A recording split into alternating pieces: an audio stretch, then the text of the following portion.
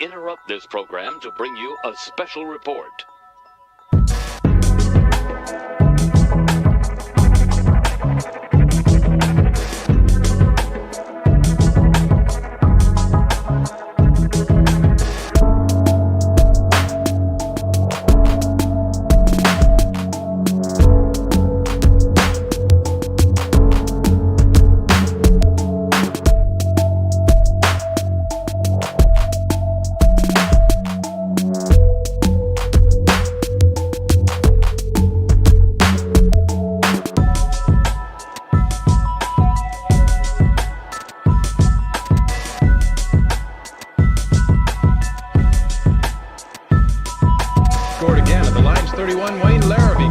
This on WGN Radio. McMahon back to Hill.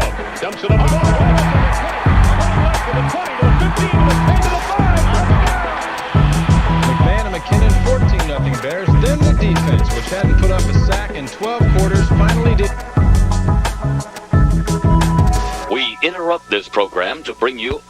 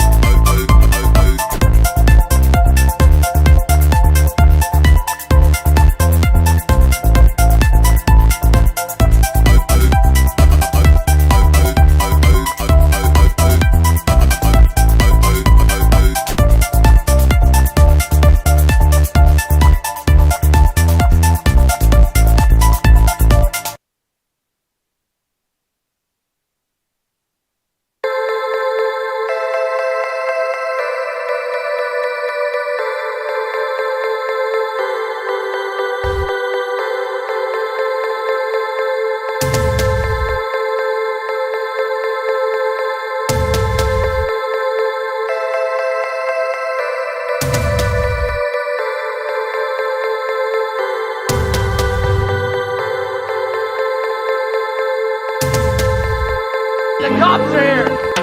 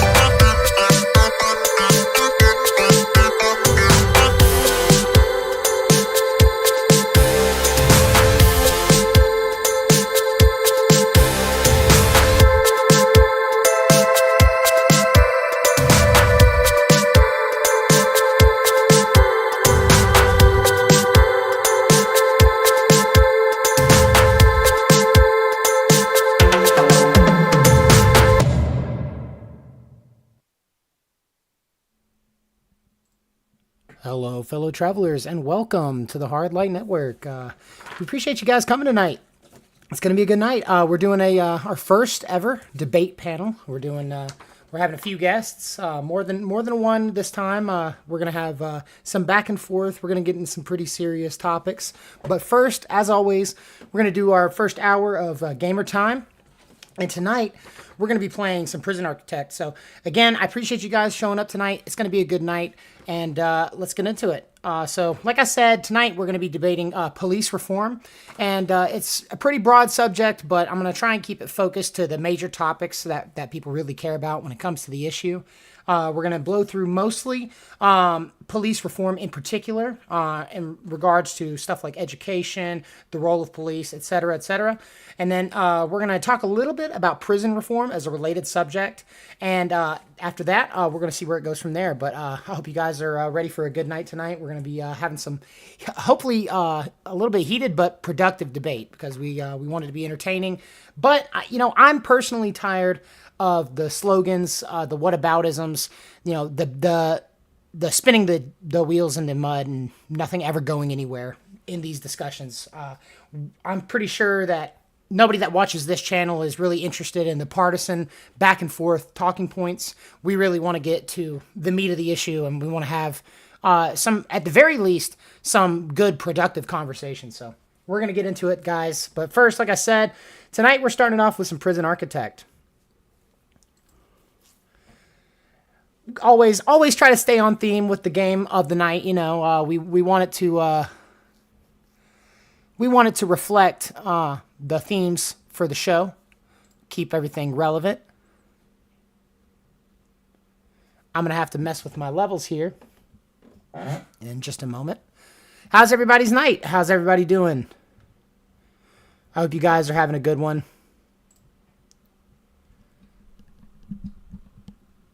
We are doing great ourselves over here on this side of the woods. We got our game launched. Ooh, uh-oh. Okay, here we go. We had a momentary blackout, but we're straight. We're good. All right, so here we're at Slade County Correctional, guys. We're going to hopefully do a good service, do a good turn by not only the public, but the prisoners that are here as well. It's a pretty standard facility. We got a lot of room to work with, but I'm going with the very basics for the starters. So, that being said, tonight's theme is on police reform, prison reform, and the like. So, I want to talk about some relevant subjects while we oversee our duties here.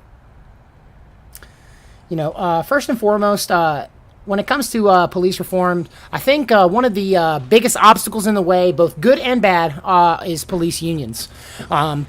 The police unions, their entire job is to protect officers from, the civil institutions, to protect them from the legal institutions. Not necessarily whenever they do anything wrong, but it's to keep them from getting exploited like any other labor union. So. You have a situation where the cops have a lot of institutional power behind them, not just in terms of government, but from the union as well. So one way or another, we're going to have to address the issue of the police unions. We're also, let's see here. Check my notes. And we're also going to get into qualified immunity a little bit because people... these conversations typically tend in that direction one way or the other. Is it something that is creating situations of police brutality, or is it a situation where it's necessary, again, to protect officers acting in the best interest of the public from frivolous lawsuits? That is essentially the reasoning given for qualified immunity, is that police officers and institutions alike they're a target for litigious individuals. So I think there's some validity to that. I think that we're gonna see some concessions on both sides tonight. I know people get heated, and I know that people are gonna dig their heels in, and I'm hoping for that to a degree. But I feel like I've picked out a pretty reasonable spread of people. I wanted to get some people that are on both sides of the political aisle, on both sides of the specific issues. So I think we've got a good, decent spread. I'm not going to give too much of a home field advantage to anybody. I'll let you guys know my personal take a little later in the show, especially like when we cover these issues. In particular, we go through these questions one by one. But for the meantime, like I said, I'm just going to be moderating. I'm going to keep it. I'm going to keep from giving one side or the other too much of an advantage. Moving on, we want to talk about equipment like body cameras and stuff like that. I personally am a big fan of the accountability aspect of it, but I've also got a little bit of some arguments in there as well with the police body cameras, how they're actually detrimental. The body cameras themselves can be detrimental to the public, so in a way. And that also rolls over into the other equipment, like the photo-enforced speeding tickets and stuff like that. So there's lots of angles to approach this discussion from, guys. It isn't just... There's so much more complexity to it than just what people go back and forth with on the internet all the time. But, my... in terms of the game here, guys, my personal mentality when it comes to prison architect is that I go for the reform strategy. I want to strike a good balance between punitive measures and reform programs, and I tried to outline this particular prison in a way where, the prisoner's needs are met and excelled, because as you see here, every prison cell is built with a decent amount of space. Each prisoner has their own private area. There's some reading materials just across from the toilet. They have a window so they can see outside, they get natural light. There's also some visual aids inside of the cells. We got some paintings hanging on the wall and stuff. I feel like all of that stuff is pretty basic issues that we're going to get into in the prison reform section of tonight's debate. But a lot of this stuff, you'll have people, particularly conservative types on the right side of it, or back the blue types, that lack a level of sympathy for people in these situations. Now, whether that's warranted or not is the entire crux of the debate tonight. But I think it's important that we recognize when, our biases are acting up. So, that being said, guys, we're going to move past the photo enforcement stuff, and we're actually going to talk about that thin blue line symbolism stuff too, because it runs a little bit deeper than just the propaganda element. It's not just about the signaling your loyalties, right? It isn't just a pin or a flag. It goes deeper. There's deeper symbolic meanings. The officers themselves use it as a symbol of brotherhood. The officers engage with the thin blue line symbolism in a way that, for the longest time, I never thought anything about it, because my sympathies were in kind of the similar areas. But the more I thought about the situation, the more I think that it's probably not the best that officers identify with, say, like the Punisher logo and stuff like that.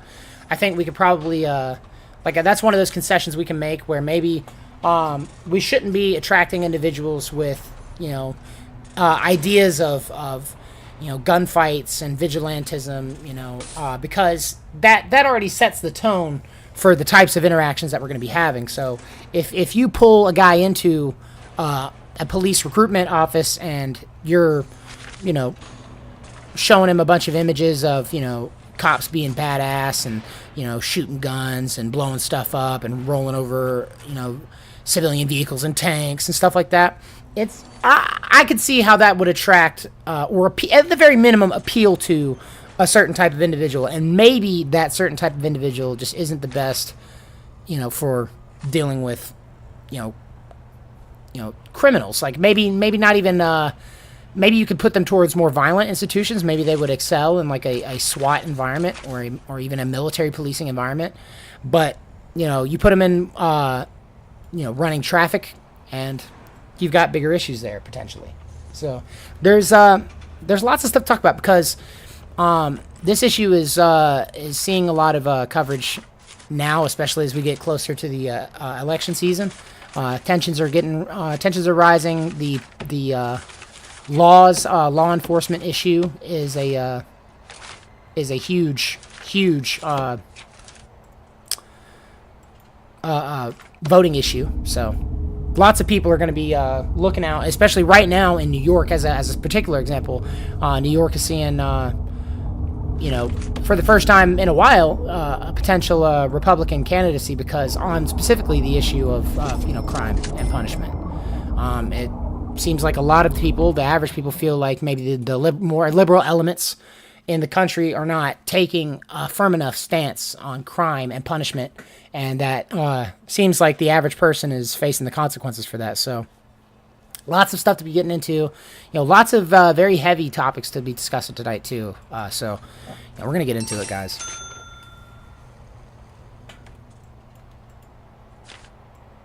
Man, I'm really excited for the very first ever debate stream. I have never moderated before. I've participated on panels, but I've never been the moderator. I've never been the host. So, learning experience for your boy. But I'm feeling good about it, honestly. I don't think that I'm not really. It doesn't feel too much different than a regular stream. So, what I'm doing here now, guys, is I'm going to try and figure out how to get here in the morning. We're going to be taking a couple more prisoners. I'm going to be finishing out my grant and receiving some more money from the government to facilitate my facilities. I think I need a doctor.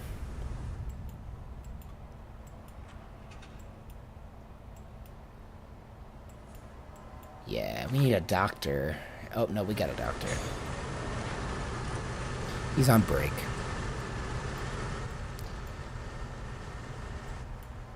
Big part of why I love this game is because it gives you so much free reign in how you deal with your prisoners. And not only that, but there's things here, like in the bureaucracy section. If you go down into the, let's see, where's it at? Psychology tree here. You got more programs where you can help, reform and reduce recidivist rates, because that's the biggest thing about here is like the realism around recidivism. You can actually get the same prisoners back in if they reoffend, and it's part of your prison's score of how how well you reform the prisoners, not just how well you run the prison. So that's the cool element, and I like that this game in particular pushes you in the direction of thinking about how you're gonna how these people are gonna behave after you get them out of the prison, because on the flip side, the cool element is that it gives you the agency. If you want to be like the scumbag prison for profit type guy, you can run a prison where people are perpetually interred, where you keep them extending their sentences, you reduce the access to programs and facilities and stuff, so you can line your pockets with more money. And if your goal is to make money in this game, then you could do that too. So it shows kind of both sides of the prison industrial complex, and I am definitely all here for it. It's hitting all my boxes for sure. We got Fever Dev in the chat saying debate competing with your time slot right now. The GOP rep. I know, bro. It's just Wednesday, my dude. It's Wednesday, my dude. We're I take the hits on the chin, man, because hopefully what I've got going on here is slightly more entertaining than the GOP debates tonight. And not only that,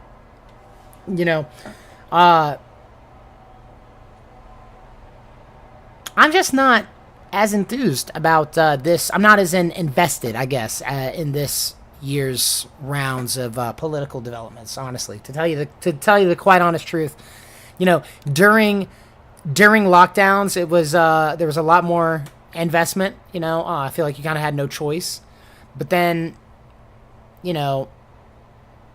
after the 2020 election, I just kind of, without getting too schizo, without alienating a good chunk of the audience, I just feel like the truth is plain to see for those who are, hip to the game, right? We know what's really going on. We know that the people that are vying for positions of power is more like a ritual. It's more like a exhibition than it is, any sort of actual guarantee of political progress. The way that our country is structured, it's actually much more productive to have conversations like tonight's debate with your peers because, I firmly believe that local action is what's really going to get us into a better situation. You gotta take more care of your immediate community. You got to get more invested in your immediate local politics, and you gotta take a proactive step because nothing's gonna solve itself. Which is why one of the rules for tonight's debate is that we are not just stating problems. We're also bringing solutions to the table. So for the debaters tonight, they can't just stamp their feet and whine and cry about how something is broken.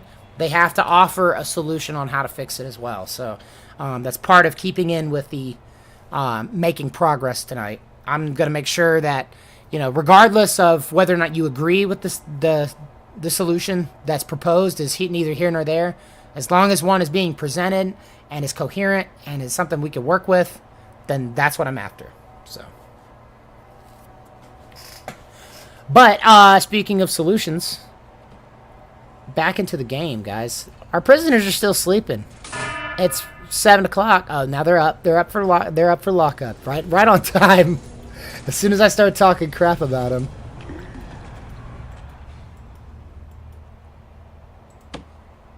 I got prisoners arriving in about an hour in game time. I'm building this big old yard for them. I want to put a track out here so they can get some exercise out. I want the yard to be pretty much free to go. I built these solitary confinement cells out here so that way it was still accessible to the yard. Because, unfortunately, some people just don't be following along. They don't really be playing nice. So they break the rules, even in prison, and then you got to stick them in prison. You got to stick them in the prison. And that's going to be a big talking point for tonight, I think, personally, is that one of my personal principles, I believe in personal responsibility. I believe that you take ownership of your actions, whether they are good or bad.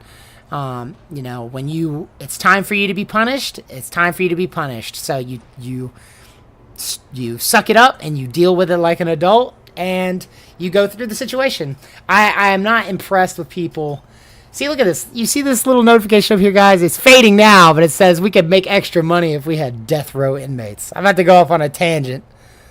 But this game, it gives you all of the elements. I don't really think I'm too comfortable running a prison where I've got death row inmates right now. Not at this size. We're just a tiny little county jail. It's a county lockup. This is essentially just a drunk tank. So it ain't that deep. Here we are, 2 more guys arriving. There they go. Excited. I'm very excited for my new friends. That's the other thing about being a prison warden. You just order friends. You just drop them off at the office. Come on, we gotta get rid of... Okay. So Buddy Man is hanging out in here. What's his name? Andrew in there hanging out. Car thief, 5 years. Dang, buddy, they got him 5 years. It's because he's a ginger. That's why they gave him 5 years for car theft. Dang, homie, he's a repeat offender. Holy crap. Burglary, perjury, hella handling stolen goods, bro. He's in here for the next 3.5 years almost, bro. Oh, get comfy, Andrew.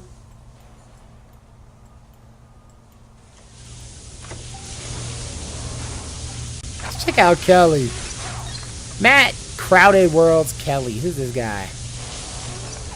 Dang, bro. Everybody's stealing cars. Why is everybody a car thief in here? Insider training. See, this guy's doing some stonks. He just doing them poorly. Drunk and disorderly. My guy got a... he's going to be out in like a month. 2 months. I got to get a door control so my guys can come in and out.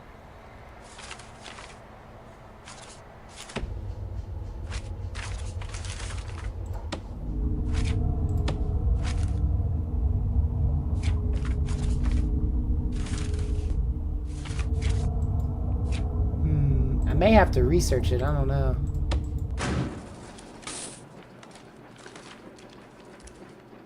I'm pretty sure this is it right here. I got my security chief of security in here. I went with the old sheriff's officer look for my prison. I feel like it's homey. I feel like it's nice and comfy. I feel like it gives the prison a small town kind of vibe. And that's important. That's important for tonight, guys. Especially, like I said, when we get into the prison reform element of the discussion. Because it's like, these guys, like right here in this picture, these guys are still human beings. They still have, you know, hopefully, something that's going to motivate them to want to be good and stay out of trouble.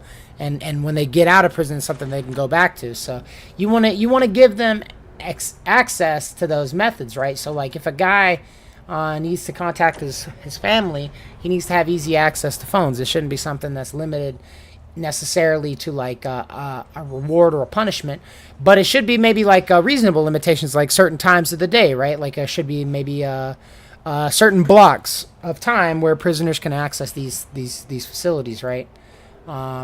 Same here with the video call booths.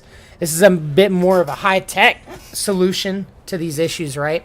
But, you know, we live in the modern age, and this right here, the video call booth, is something that's good for maybe someone that's a little more high risk, because we got a visitation booth over here as well that's got metal detectors on both sides.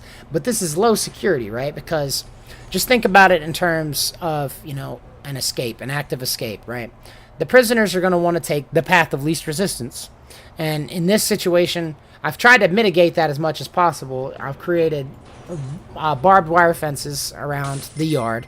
But it's pretty much open, so if they scale the fence, they're dipping. That'd probably be one of the easiest ways for them to get out. I made sure a lot of the cells were built on the interior. So if they're going to dig tunnels, they got to dig a pretty decent distance before they can get out. And the water pumps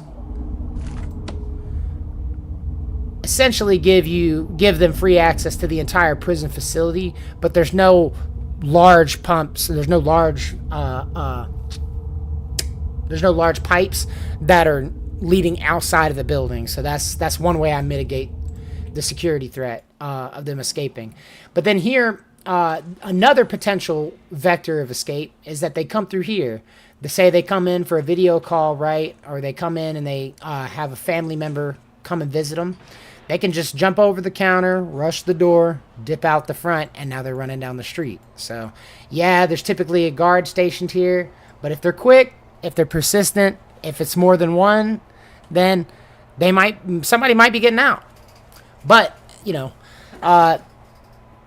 in terms of, like, you know, the types of prisoners that we have here, like I said, I've created like a county lockup situation. So this is like a drunk tank, you know, low risk prison situation. These guys are not super at risk of getting out and running off.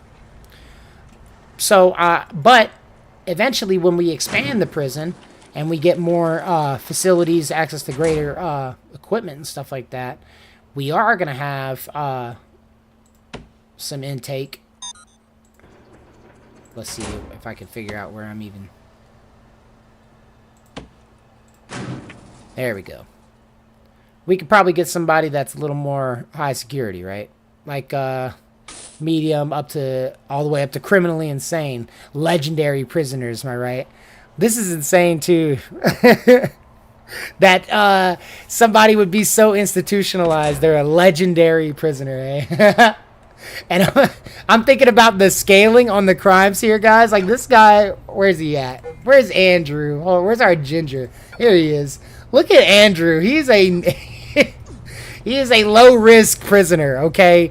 And this guy's got convictions out the wazoo. This man has been in prison for hella years. Maybe he has some concurrent let's just assume that these are all concurrent. So he's been in prison at the minimum the last 6 years, guys.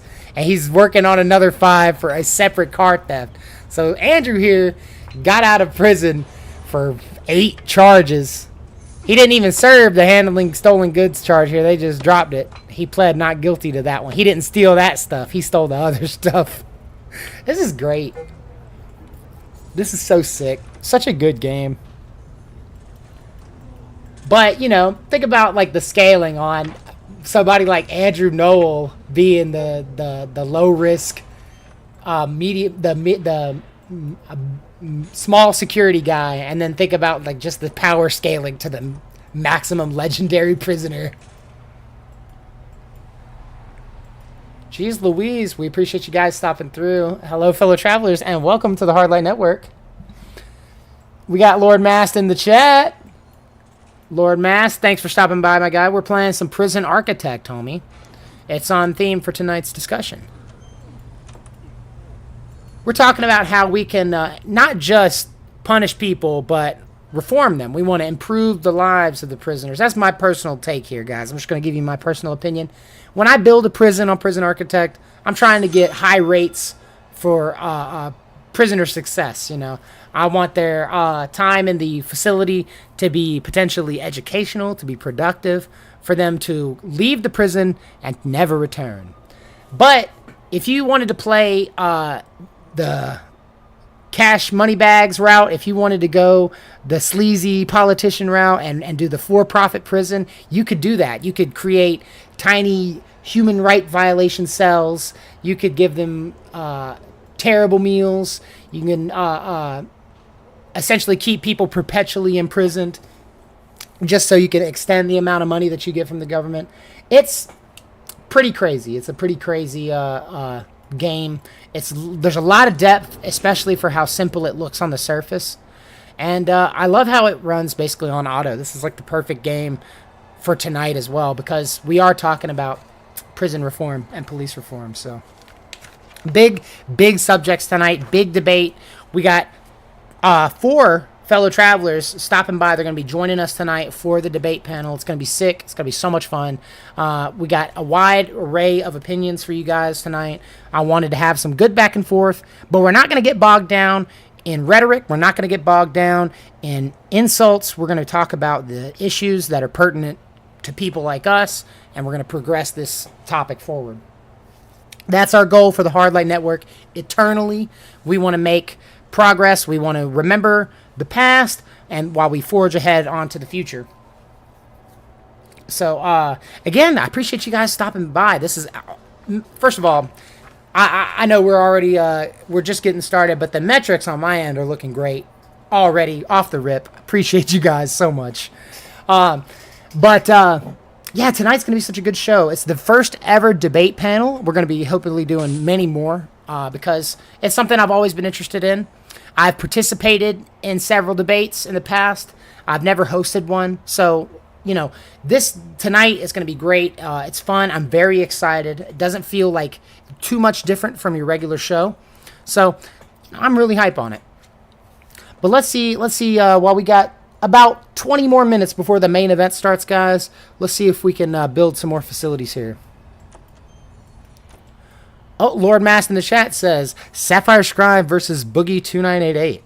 If they were a video game like Fable, Scribe would be the good route, and Boogie would be the evil route.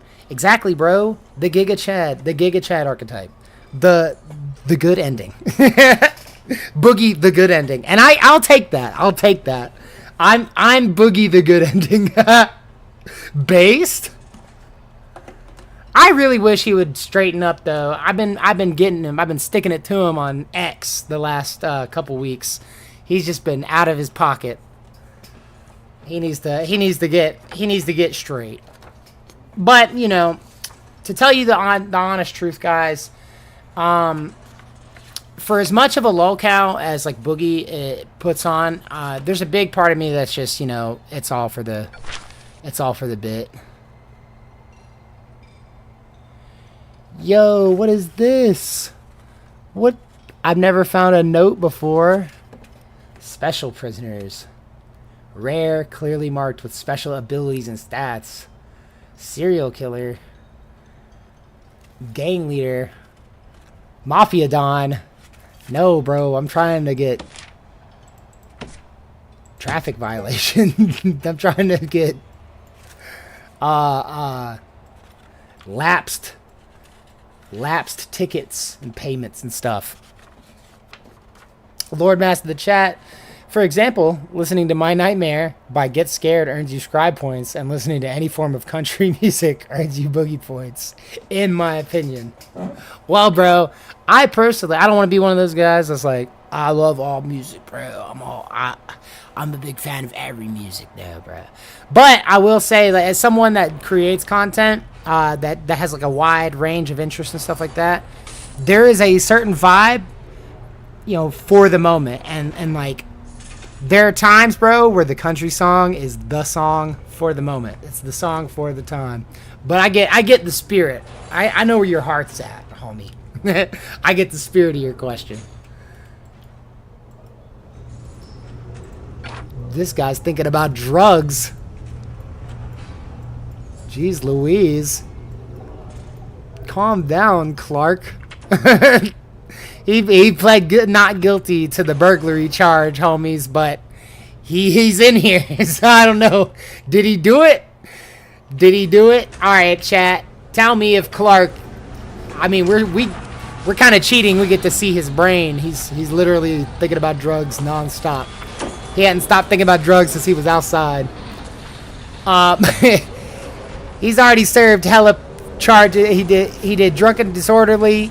He had video game piracy. Maybe they locked him up for video game piracy, bro. He had assault charges, bro. Disorderly. Dang, homie. Did he do it? Did he do it, chat? Tell me if Benjamin is guilty or not. He said he ain't do it.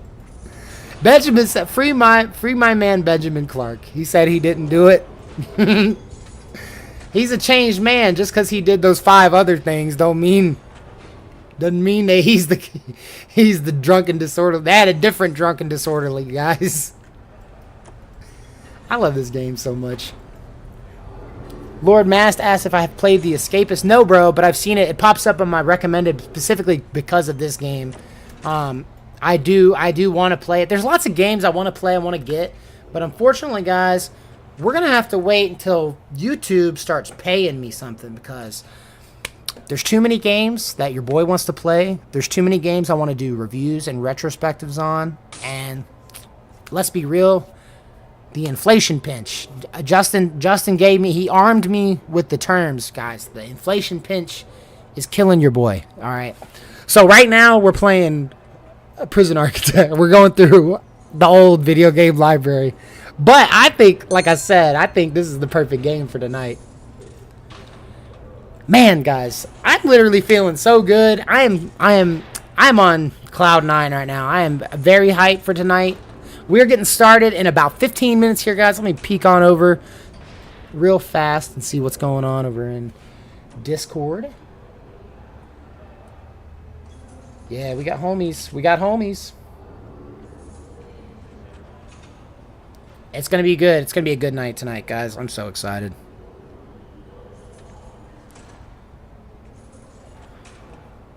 But what do you guys think? Please leave your opinions in the comments, because we're going to be talking about police reform. There's going to be lots of big subjects that we're going to be talking about in relation to the overall umbrella term, right? But, you know, not just about like the specific issues. Please stick around and give your feedback on that. But on the general topic, guys, where do you typically land? Are you, where do you fall between defund the police and thin blue line? And I want to hear it, and I want to hear why. And don't be afraid. We don't encourage bullying or harassment here on the Hard Light Network, guys. We want to be nice and friendly. We want to love each other, even though we are fundamentally and diametrically opposed to each other's beliefs. We want to be friendly. So please, let me know what you think, because I care, if nothing less. The guy on the screen right now genuinely wants to see what you got to say about it. Guys, shoot, I invited 4 whole homies to come argue about it for like 3 hours tonight. So I really do want to hear it. I've got nothing better to do, let me tell you. I hope you guys are having an excellent night, though, for real, sincerely, because I am, and I want to spread that around. Check it out, though, guys. See, this is what you want to see in your prison. You want to see the homies chilling, everybody's getting along. The chef is wearing a chef's actual outfit, right? He's not just like he's not just like another prisoner. He's like a homie. He's a paid professional. He comes in, and he's got like his little hat. He's not hiding behind a bulletproof glass wall, with a little tray in front of him so he could pass it through to the prisoners. There's got to be that element of human connection still, because, I feel like if we manage to get rid of some of this regulatory stuff, some of this corrupt legal business, because that's really what holds us back on most of this.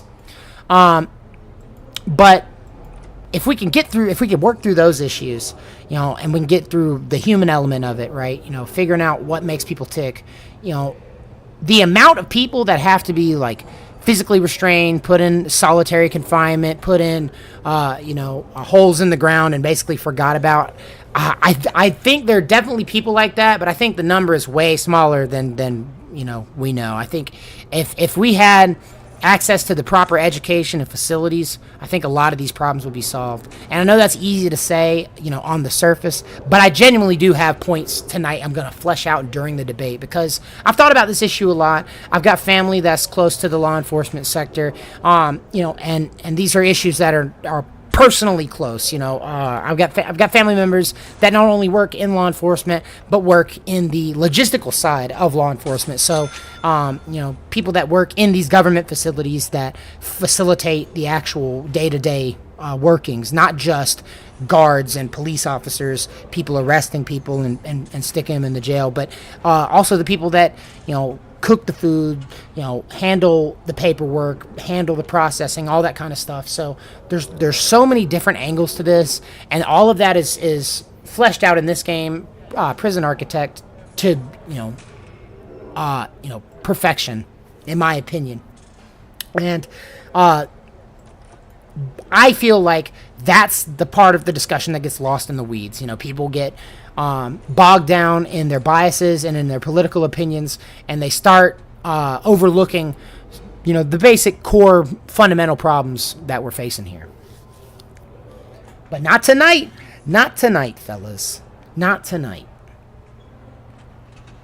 Tonight, we are having the debate of the century.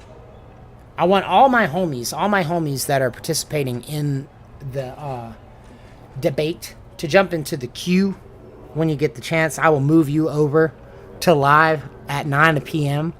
It's coming up here in about 10 minutes, guys. Thank you all for everybody that has stopped by so far and everybody that's continuing to watch. You guys are the real OGs. And we're going to keep growing, guys. Just a little bit of a side here. Future plans for the Hard Light Network. We're taking off. We're moving in some slightly different directions. I'm kind of debating on how I'm going to continue on with the music stuff. I'm wondering if I should separate it from the main channel and just do exclusively commentary, and then pull up basically an entire separate channel for the music stuff. If you guys have any opinions on that, please, would definitely love the feedback. But I think it would tighten up the Hard Light Network just enough. I think that it would, if we removed the music videos, not stop doing them, because I love doing them. It's a hobby of mine. It's super fun, and it's de-stressing. But I feel like it clutters up the main page just a little, and the fact that I'm even having that kind of concern is cluing me in that maybe I should make the choice. Maybe I should make the move. But I do care about you guys' feedback, so let me know. No opinion is no opinion, guys. I'm gonna take a silence as no opinion, and I'm gonna move forward either way. But as always, I really do appreciate you guys stopping by and watching. This is huge for me. I'm being 100% real with you. I want this to take off. I want this to go somewhere, and there's never been a better time than now, homies. Never been a better time than now. So if I can remind you guys, please leave a like on the video if you like it, and subscribe so you don't miss out on anything else that we've got prepped for you in the future. In 10 minutes, guys, we're going to be starting this debate. This debate's going to be kicking off in 10 minutos. So go get your snacks, go get your drinks, guys. Get settled in. Hit the restroom. Have yourself a relaxation. Take a little siesta, and join us for the first ever Hard Light Network debate panel. We're going to be talking about police and prison reform, cops and robbers. We're going to be going back and forth. We're going to get into big issues. We're going to be talking about the role of police in society. We're going to be talking about police brutality and its potential relationship to qualified immunity. We're going to talk about education. We're going to talk about culture of crime. We're going to talk about jurisdiction, guys. And we've got so many more subjects to discuss, too. It's not going to stop there. Lots more. And action-packed. I got some heavy hitters for you guys tonight. You may have seen some of our fellow travelers on some big shows. I don't want to toot my horn, but I've got some big names for you guys tonight. So really feeling good about it. That being said, guys, enough glazing up the guests. We're gonna clean up the yard a little for our prisoners. We're gonna make them. We're gonna give them something to be happy about.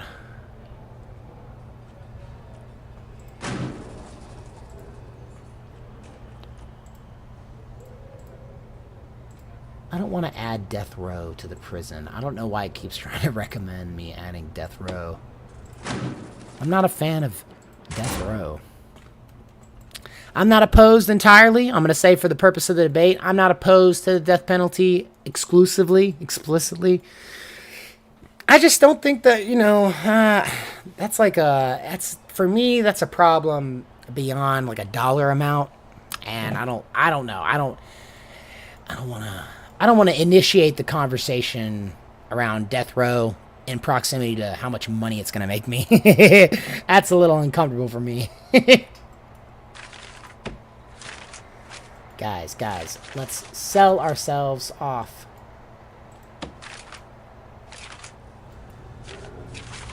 Let's sell ourselves off a little bit of a...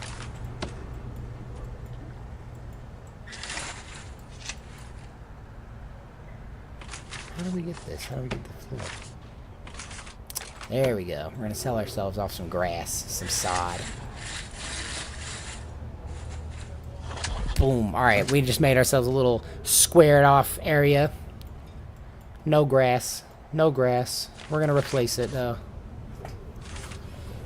What should we put? I don't know about gravel. That'd probably be not good for the homies. Maybe use some reclaimed rubber. It's a little expensive, but it's pretty sick. Dang, dude, that's like half my money. That's like over half my money. Maybe I can give them a small padded area for now, just right up under. Yeah, I can afford 1,600. We give them some reclaimed rubber. Hook them up with an area that they, if they fall or they drop something, it's not going to be loud and contribute to their bad mental state, right? Because nothing's more agitating than hearing lots of loud things all at once. So maybe we should probably keep the the public drunks and the car thieves from getting agitated.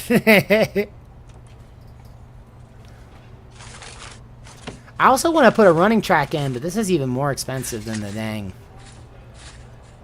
whatchamacallit.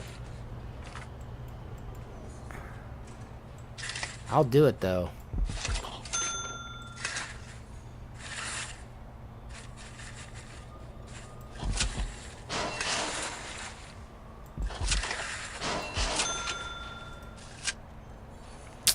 2K for a running track. I'm about it. I can do it. I can do 2K for a running track.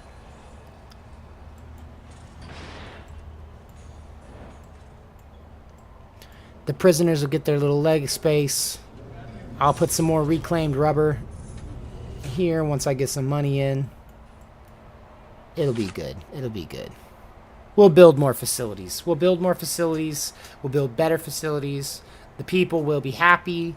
All their problems in life will be solved. They'll get an education while they're here. Their wife will not leave them. They'll kick the alcoholism. They'll go to college. They'll start a business. They'll become president. They'll change the world. And it'll all be because they got arrested and put in this prison where I was the boss. Telling you guys, it's foolproof strategy. Foolproof strategy, guys. Put me in charge of the prison. I'll make everyone happy all the time, forever. There'll be no more problems ever. I mean, it's really, honestly, guys, I don't want to bog you down with the details, to tell you the truth. It would just, you guys have more important things to do with your time than listen about how I'm going to solve everybody's problems, right? You want to hear about important things like Jungle Jonah screaming at Todd and Juju Social pissing off everyone in the room. And Net 7 hitting everybody with the statism of the thin blue line and the ultra fascist government. It's coming. The mega debate, the debate of the century, 4 minutes away. I'm so excited, guys. I'm literally can't contain myself. I'm freaking out. I tell you what, it's all because of you. You guys all make it possible. You guys chilling, hanging out, and supporting the channel. Every little like, every subscribe, every view, all of that goes right in the bank. Makes your boy that much happier. Makes your boy feel that much more sure in this endeavor that we're doing here. And we're gonna keep growing. We're gonna keep getting better. We're gonna get more production quality. Because I'm learning every day. And this is a fun thing, guys. This is so much fun. So, the event is getting ready to start, homies. 3 minutes away. 3 minutes away. So, before we jump into it, don't forget to like, guys. Don't forget to like. Because that'll set off a whole chain reaction, right? Where the algorithm will activate. The neurons will start firing. The entire ecosystem of the internet is going to work together to make sure that more people see my stuff. It's really a magical thing. So, smash that like button, hit subscribe. Don't forget to leave a comment and tell me why I'm smart or why I'm stupid. Because I need to know. I need to know for my sake. I need to know for your sake. I need to know for Roko's Basilisk. So, hook me up, guys. We're getting ready for it. Fellow travelers, jump into the queue. Jump into the queue and I will move you into live. We're in the server, Justin. We're all in the server. We're getting started, guys. I'm going to shut down old Prison Architect.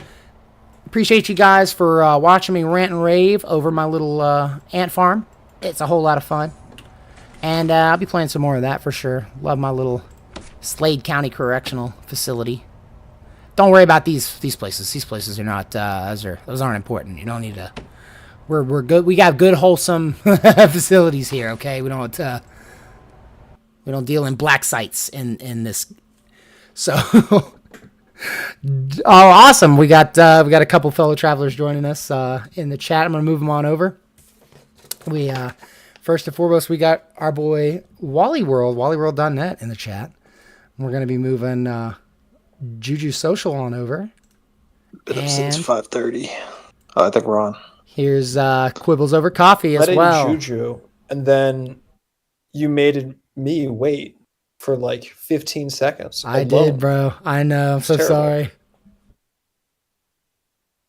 Are we on? We are, bro. We are. I'm sorry. I was muted. I'm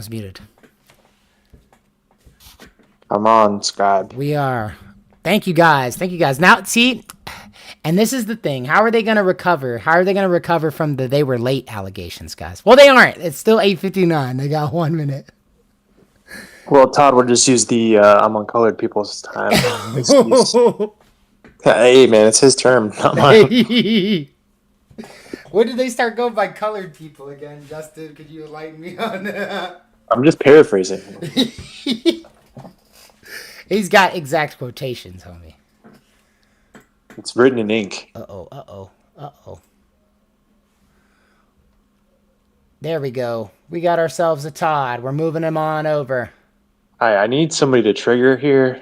I don't think I'm gonna trigger Jonah because I'm pretty sure we're probably gonna be somewhat in agreement, and I know Todd and I are somewhat in agreement on this. Todd's here. We're just waiting on Net 7 now, but we won't wait too much longer. We're going to keep pushing it.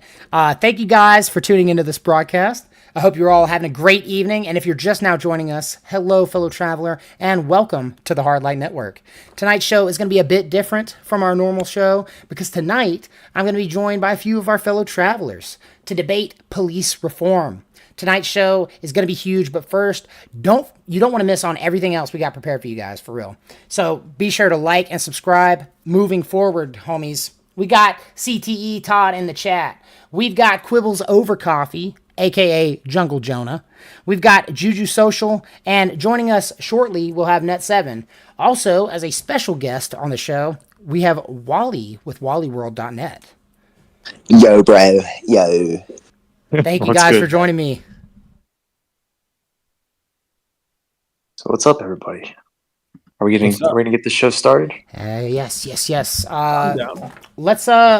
Let's get into let's jump right into the issue. We're going to talk about the police reform first, and then towards the end we're going to talk about prison reform as kind of like a related issue. But if you've got any topics for that, kind of save them towards the end. But we got a lot of stuff to cover on the police reform issue, so we're going to go through it one by one. We're going to have everybody from the top state, your name, your socials, and then, give a brief kind of overview of your position on police reform, and particularly in the United States. So let's start with Todd. I'm Todd, and I'm a law-abiding citizen, but my problem with cops is that the cops are going to be the ones that take our guns. So I've provided some evidence of people coming and, basically they bought 2 guns, and then the cops have to come and then. Wait, Net 7's in the waiting room. Sorry, Sorry. that's in the queue. Yeah, if you want to put him in, go for it, Todd. I'm sorry. Yeah, no, it's quite all right.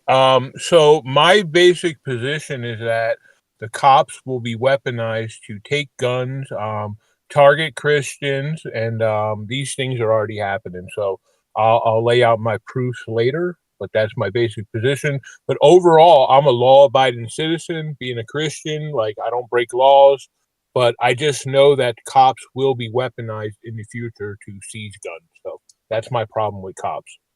But other than that, I really don't have any problems. So, Alrighty, Juju Social. All right. So my position is that I think we should have like a community policing approach, of course, because I'm a communist and I believe that communities should be policed within themselves. All kidding aside, community policing isn't that. We'll get into more depth on that. So I think that we should take a community policing approach to law enforcement. I think that police departments are grossly overfunded, and I feel like the money that goes to militarization of the police should go back to the communities, have better social programs for kids and at-risk youth, and I think that overall, police are just the enforcement branch of the bourgeoisie, and I'll just leave it there until we get into the discussion. Alrighty, my man. Net 7, if you can give your position, actually. Appreciate you for joining us, bro. Well, I wasn't really given much explanation before this, but I support police overall and law and order, the concept of what I call law and order with justice, which means essentially that law is the basis of society. Law creates order, which is how everyone can go about their daily business. And justice is how we ensure that people are treated based off of their circumstances, in the sense that we throw the book at the criminals, but for the people who have genuinely made mistakes, we take into account their circumstances. Overall, the fact of the matter is that police are a part of our system in a good way. And I guess that's my intro. Alrighty, appreciate it, man. And Quibbles. Good day. My name is Quibbles. Okay, basically my view is that police are necessary. We need them. I agree with Todd that there's a lot of issues that, we do need to have gun rights. We need to have all of those kinds of things. So I'm on board with that. If I wanted to sort of just break it down to policy ideas, my basic problems are civil asset forfeiture. That is quite literally, not even figuratively, but it is literally highway robbery. I don't like highway robbery. I think we should get rid of the highway robbery. I think qualified immunity is probably generally a bad thing. I think that chokeholds and strangleholds need to be banned. I support body cameras. And I think that independent investigations and prosecutions are really necessary, probably in a different town than the one that the police department is working on a day-to-day basis.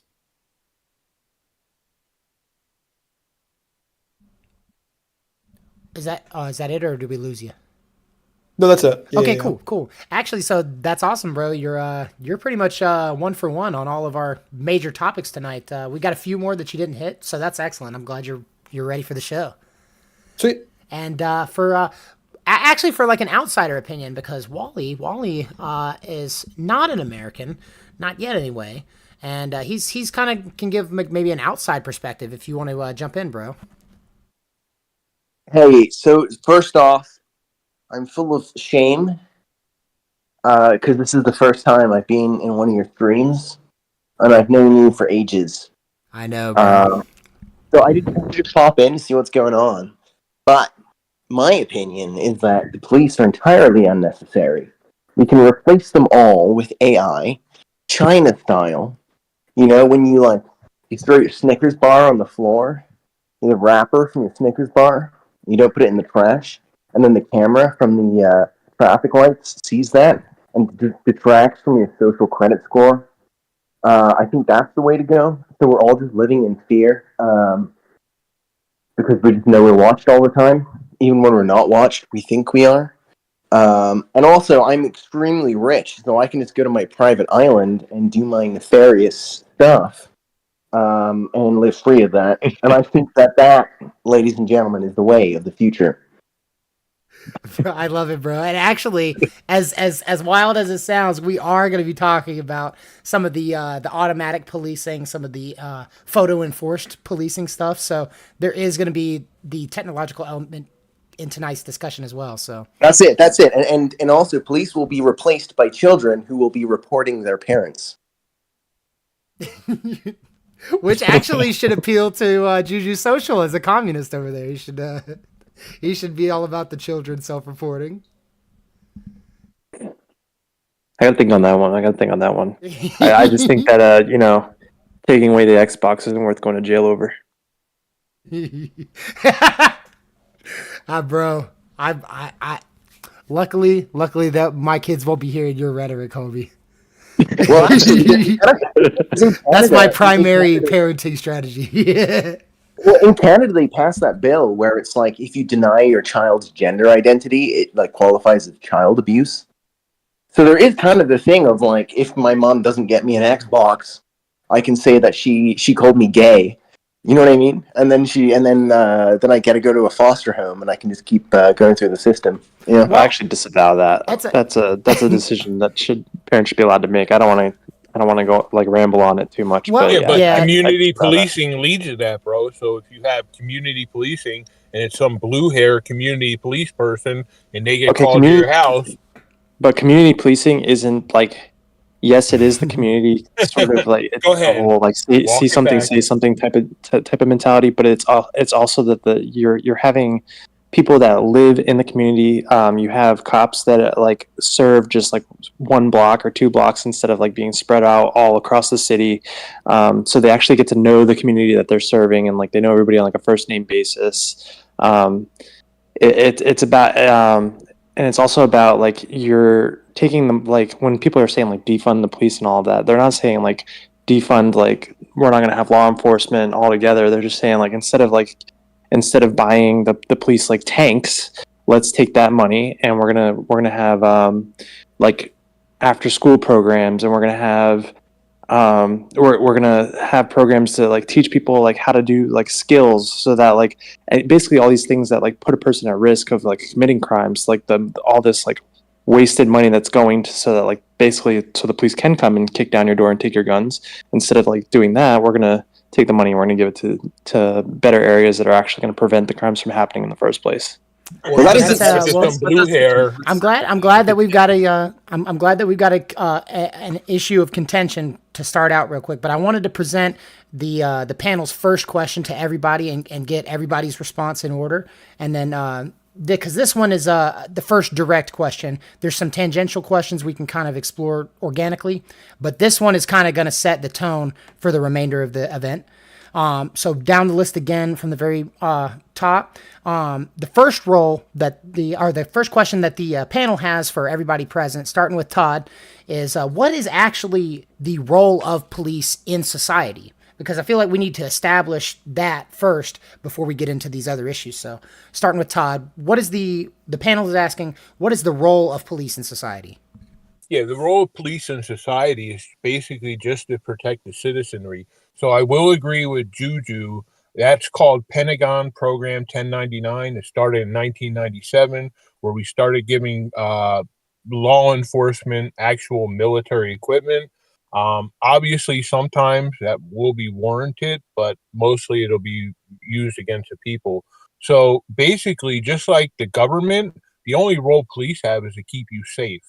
So that, you know what I mean? Like kind of like what Wally said, not to be funny, but like we really don't need police. I've got a gun in my pocket right now. I always keep it on me. So I'm my own law enforcement. If somebody comes to my house right now, I'm not going to call the police. I'm going to neutralize that threat and then call police. You know what I mean? So, or call the police and then go neutralize the threat. One or the other, but I don't really rely on the police for my protection. But I think that's the only role they really serve. This community policing stuff, like I hope we have time later so I can just destroy that. I'm kind of in a bad mood because of the abortion thing yesterday, so I thought this country would get like back right. So anyway, so yeah, so anybody I have contention with, I'm gonna punch them right in the mouth metaphorically. So, but yeah, basically the only role cops have should be to protect the citizenry. That's it. And maybe getting a kitten out of the tree. You know what I mean? Yeah. Like, although I've never seen a skeleton of a kitten or a cat in a tree, so I don't think they really get stuck in there. Think about that one, right? Have you ever seen, like, So anyway, but yeah, let me pass it off, dude, and so we can go around. We got a lot of people here, so I won't filibuster. Go ahead. Let's go to Juju Social for his opinion. What is your take on the role of police in society? So I do think like we have gone too far with policing in our society. So we have for one, we have all these intelligence agencies that all kind of do the same job and in some ways work against each other. And then, I mean, you can stop for that. We can either go from the bottom to the top or the top to the bottom. I'm starting at the top.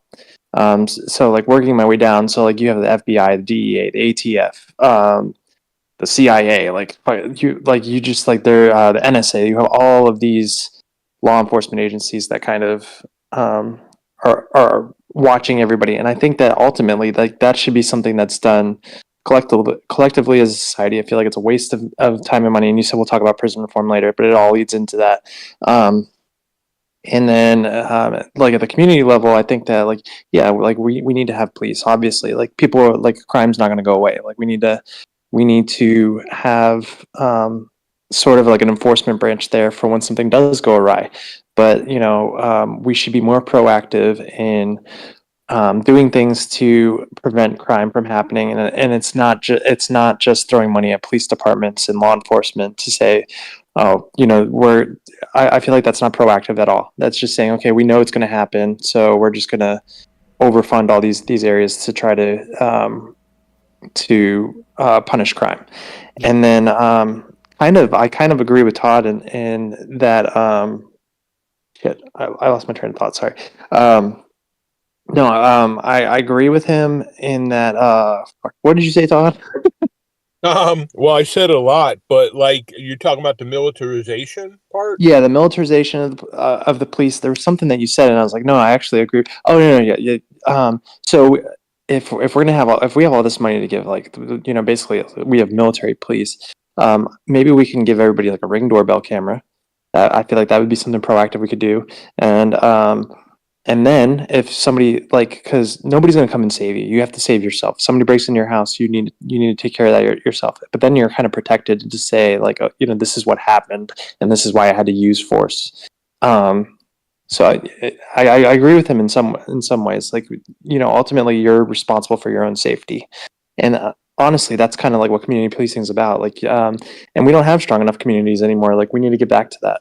And credit to you guys. I think a big part of that is that people have stopped their religious beliefs. They've moved away from God and the church and doing things as a community. And yeah, so I don't know. I rambled a little bit, but yeah, that's kind of my position. No, I appreciate you touching on the community element, because I know the buzzword community policing pops up a lot, but I firmly believe that like that is a big part of the problem that stemming from this is that there is a illness within the community that you solve these issues, then the need for policing ceases in a lot of areas. So let's Well, just to touch on that a bit further, like I don't know like what generation everybody is, but like when I was a kid, like all the moms would talk, right? And like you see like these like crazy kids that are like going and like they're doing all this crazy shit, and I feel like it's because the moms don't talk to each other anymore. They're all like so like everybody's become so polarized, and like social media's kind of made it like where you can like kind of be you can pick your niche and you don't really have to socialize as much. But like it used to be like, oh my god, can you believe little Johnny? And like then everybody would have like their eyes on little Johnny, like, okay, there's something wrong with little Johnny. And I feel like maybe that's part of the uptick that that we're seeing. I don't have any data to back this. It's just kind of anecdotal evidence, but like I feel like maybe that's part of the uptick, and that like people aren't paying attention as much to within their communities, and the people that are kind of like weird and off. No, absolutely. And then sometimes they are, and like you all like, and like sorry for to like kind of spurg out a little bit, but you do Todd and I have talked about this, is like when these things happen, like you always end up hearing oh yeah, this person was on a watch list. So like what are they even being paid for in the first place? Like how many of these like these mass known shooters to law were on a enforcement? fucking You see watch that. list? Yeah, you see known to law enforcement pop up a lot. Yeah. Yep. But moving on real quick, just so we can get through the rest of the guys here. Net7, what is your take on the role of police in society? I think what I said earlier, which was law, order, and justice. Police are part of that process. The police are part of enforcing the law. Doesn't always mean it means that laws that are meant to ensure order in society are enforced. Police are the arm of that. The fact of the matter is, you don't want some heroin dealer selling their wares, their drugs off to your kids, do you? You don't want some pimp prostituting out their victim out in your community, do you? You don't want some murderer going about and killing somebody in your city, do you? You don't want any mob or cartel or whatever staking claim over your state, do you? Fact of the matter is that police are overworked, overburdened, stressed, work a very difficult job, are put in a position where every single aspect of what they do is criticized by people who have, who are, the after play quarterbacks or whatever, who are people who have a reason to try and not just defund them, but to disband them. There were actually people who have been calling for the actual disbandment of police, which would be a field day for criminals and all sorts of other degenerates. And the fact of the matter is that police are people of your community and your city who are just trying to make the world a better place.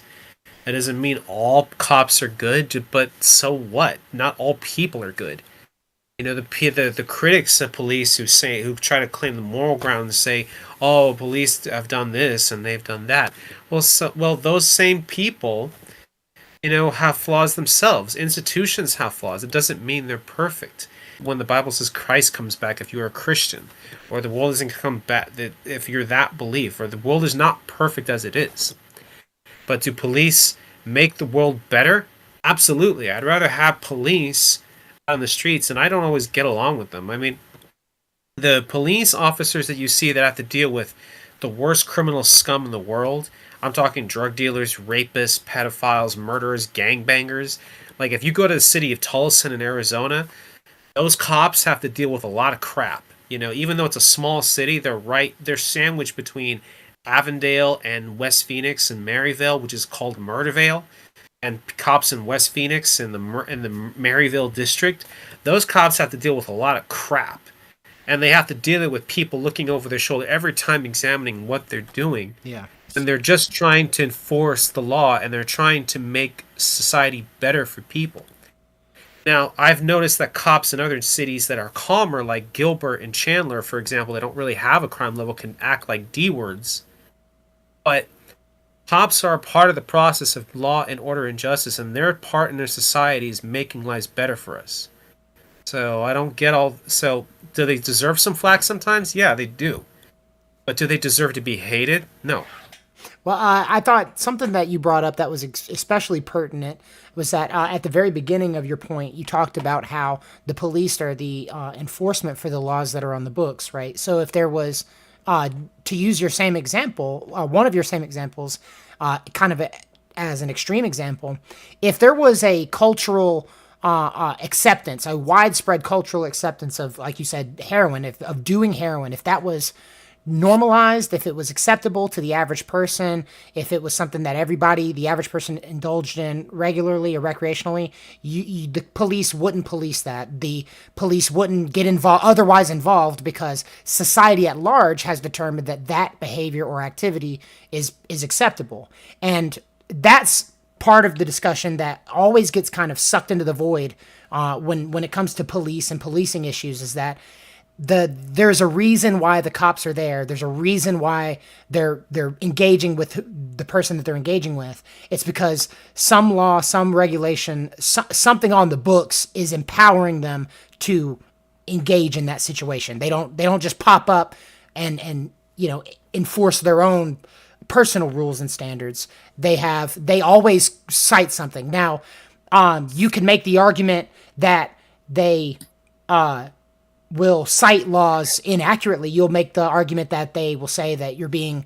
one of the common arguments is that they say that a person was resisting in order to justify the use of force. Maybe they weren't, maybe they were.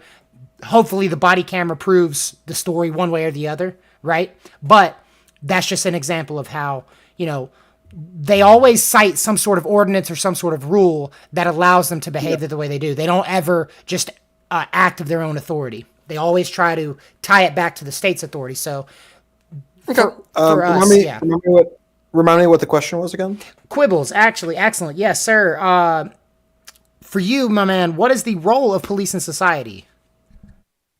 So I would basically split it into two. There's one which is threat response, and the other one is threat mitigation. So in terms of response, obviously, once something bad happens, it's the job of the cops to figure out how to deal with it. But ideally, if the police are doing their job correctly, a lot of what their job is to just like station themselves in correct places, where like near the bars or wherever, and be like a physical presence and a reminder that the rule of law exists, and a reminder that like there are people within the community who care about the community and all of that, and therefore don't do stupid shit, basically. And so I think that when we think about the mitigation component, that's the one that I think is a lot more interesting and a lot more hopefully important ultimately, because hopefully if you're able to do the mitigation correctly, then you don't have to do any too much of the threat response. Excellent. As always, bro. Appreciate your input. And Wally, what do you think the role of police in society is, my man?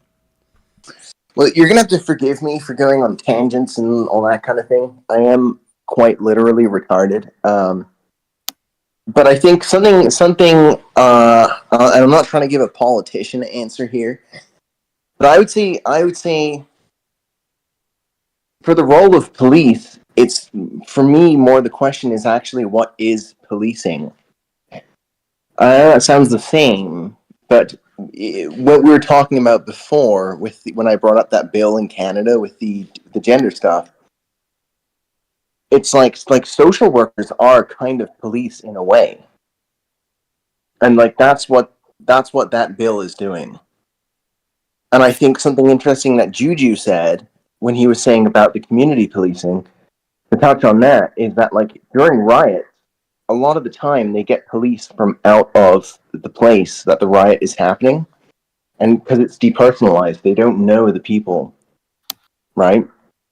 But the problem with the community policing thing is that we don't live in we live in communities less and less, unless you're in a very rural place. And I'm not trying to be funny, but we live in like society. Like the person that lives next door to me is not my neighbor. They're just someone who's paying rent in a unit next to me. Like we have nothing in common. It's the same with nations, right? Like there's no national identity really in the West anymore. I've just stayed in your country for a number of years and now an American, right? And so, and also what you touched on, Scribe, where it's like we don't actually even have any common values anymore. The law is kind of arbitrary. So within our city, for example, we got someone who's doing an honor killing because their daughter showed their hair or had sex with someone, right? And so it's like, and that seems silly maybe, but it's also like that's their like cultural value, and we don't really have cultural values anymore. So like, what even is like policing? And so at this point, just like a social worker, they're like an agent of bureaucracy where they're just like, oh yeah, you're not supposed to do that. And that's the way that tyrannies have always worked, right? And that's like the thing with and not to again tangent or derail, but they're like with the how do I put this in a way that's not going to get you banned here? Yeah, bro. Let's obey TOS. There was a certain sickness going around that people took upon themselves to enforce, right? And so, for example, I was not allowed. I was going to university at the time. I was not allowed on the campus to go for pee-pee. I was not allowed to go inside the building for pee-pee because some nerd was trying to check my papers, right? And so this is like community policing in a way, because that's like a law or whatever. Anyway, that's an interesting point that you raised there, especially with again the community mindset, and that there are people that want to move it in that direction. There are people who have raised the issue of having social workers in place of police officers and stuff like that. But we're going to open the discussion up. We're going to open up the discussion up for everybody.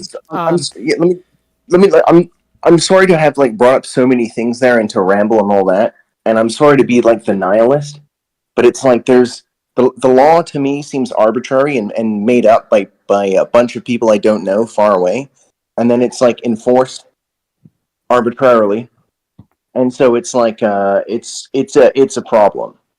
Well, part of that is in what you mentioned earlier about how the society in and of itself is stratified and cosmopolitan. So in a way that necessitates the policing to be as superficial as possible, but still maintain, order and peace amongst, people that are vastly different from vastly different walks of life, especially in the areas with the most crime being cities. There's the most densely populated area with the most stratified society, both from class to racial divisions and all that stuff. But I would just say, in a nutshell, Todd is pragmatically right. Hold on, Wally. Yeah, we've started to talk about a bunch of different topics simultaneously. Do you mind, if we want to talk about one specific policy proposal? I think it's going to be perhaps a little bit more fruitful. That makes sense. Absolutely, yeah. Let's keep it focused for sure. I wanted to open up the discussion, though, more organic direction for you guys. So to that point, let's talk about police brutality and its relationship with qualified immunity, because Jonah mentioned that earlier, so I know he's got some takes on that. But is there a situation where, and this isn't like a direct question, it's more organic, like I said, but what do you guys think is the relationship between police brutality and qualified immunity? Because the argument is made on both sides, right? That for one side, qualified immunity is enabling police brutality. It's allowing officers to overstep the bounds of the law, and use color of law as an excuse to do so. And on the other side of the argument, you have people who say that qualified immunity is a necessity in order to not only protect the individual officers when they enforce the law, but it's a way to keep the system from getting gunked up in unnecessary legal proceedings as well. So, there is an argument to be made on both sides, and I want to hear where you guys are coming from that. If Quibbles can actually start, because you mentioned it earlier. Sure. Yeah, so I think that the problem of qualified immunity, I think it's just a broader issue of trust. When we think about police, these are people who we literally entrust with our lives in some cases. And I think that therefore they should be held not to a lower standard than society, but actually to a higher standard than society in general. And so I think that the idea of having qualified immunity, the idea of having this sort of idea of like, oh, if there's lack of precedent, even if they're breaking the law, then they can get away with it. That's just not a good idea. I think that we need to be holding them to a really high standard. Yeah, as usual, Jonah with the horrible take. You need qualified immunity. You just put body cams on everybody, and when somebody murders somebody, like in Palm Beach County, there was a dude who got shot by a cop black dude who was just minding his own business. He got shot by a cop. Okay, totally. Actually, he was changing his tire. He was doing something totally not. The guy was a church going. He had his church drums in his car, and the cop's name was Raja, and he just ended up smoking homeboy. Now, the dude's in jail, so justice was served. But you can't get rid of qualified immunity because you're going to have people like Juju and his blue-haired community policing people who are going to be antagonizing. And again, I'm not pro-cop, but I don't think removing qualified immunity is going to stop anything. If anything, you're going to hamstring. You're going to hamstring. Well, but again, there's good shoots and there's bad shoots. That's my question. Why should it be a lower standard? Well, so why would it lower the standard? Yeah. We don't have qualified immunity for general members of the public. We do for cops because they need it. Because, all right. Why? For example, Juju, I'll explain it if you let me and stop cutting off, and don't be pedantic and don't be combative and don't community police our conversation. I don't like you reeling that in. Like, we can talk about whatever, but it's typical Jonah. I understand. We have a long history. But to clarify, the reason I'm doing that is because I want to be able to actually get into at some degree of depth on right. You're community policing the conversation. No, I just talking the conversation. All right, but anyway, Jonas community policing. Keep going. I don't think it's really useful to just be like. The reason you don't get rid of and you're talking over me, so just take a break, Jonah. Take a breath. Go back to your symphony. Hold on. on these streets. You're right, Todd, but you got to progress, bro. Don't capitalize on the moment. I'm not trying to, but I got to keep. You know what I mean? I got to reel him in, dude. He's what's his name? He's out of control. He's an anarchist. No, but anyway, qualified immunity is necessary because you're going to have every blue hair. And again, there's bad shoots and there's good shoots. It's very just get to the point. Jesus Christ. Just get to the point. Bro, leave him out of it, too. Why are you bringing him up? I don't talk about Satan. I don't talk about your God, Satan, so don't talk about No, keep going, Todd. Right? Anyway, I'm trying. I know. You're not trying that hard. Go ahead. So I am the reason no getting rid of qualified. Who's echoing? Somebody mute. Jonah. Put your headphones in. I know, leave him out of this. He has nothing to do with it. Anyway, qualified immunity is needed because you would have every Tom, Dick, and Harry suing, putting cops. And again, if the cops shoot someone bad, I'm all for send them up for murder, bro. Like, but what? So you need a civil case? Like, what does qualified immunity even cover? It covers the civil. It doesn't cover criminal. It covers the financial, right?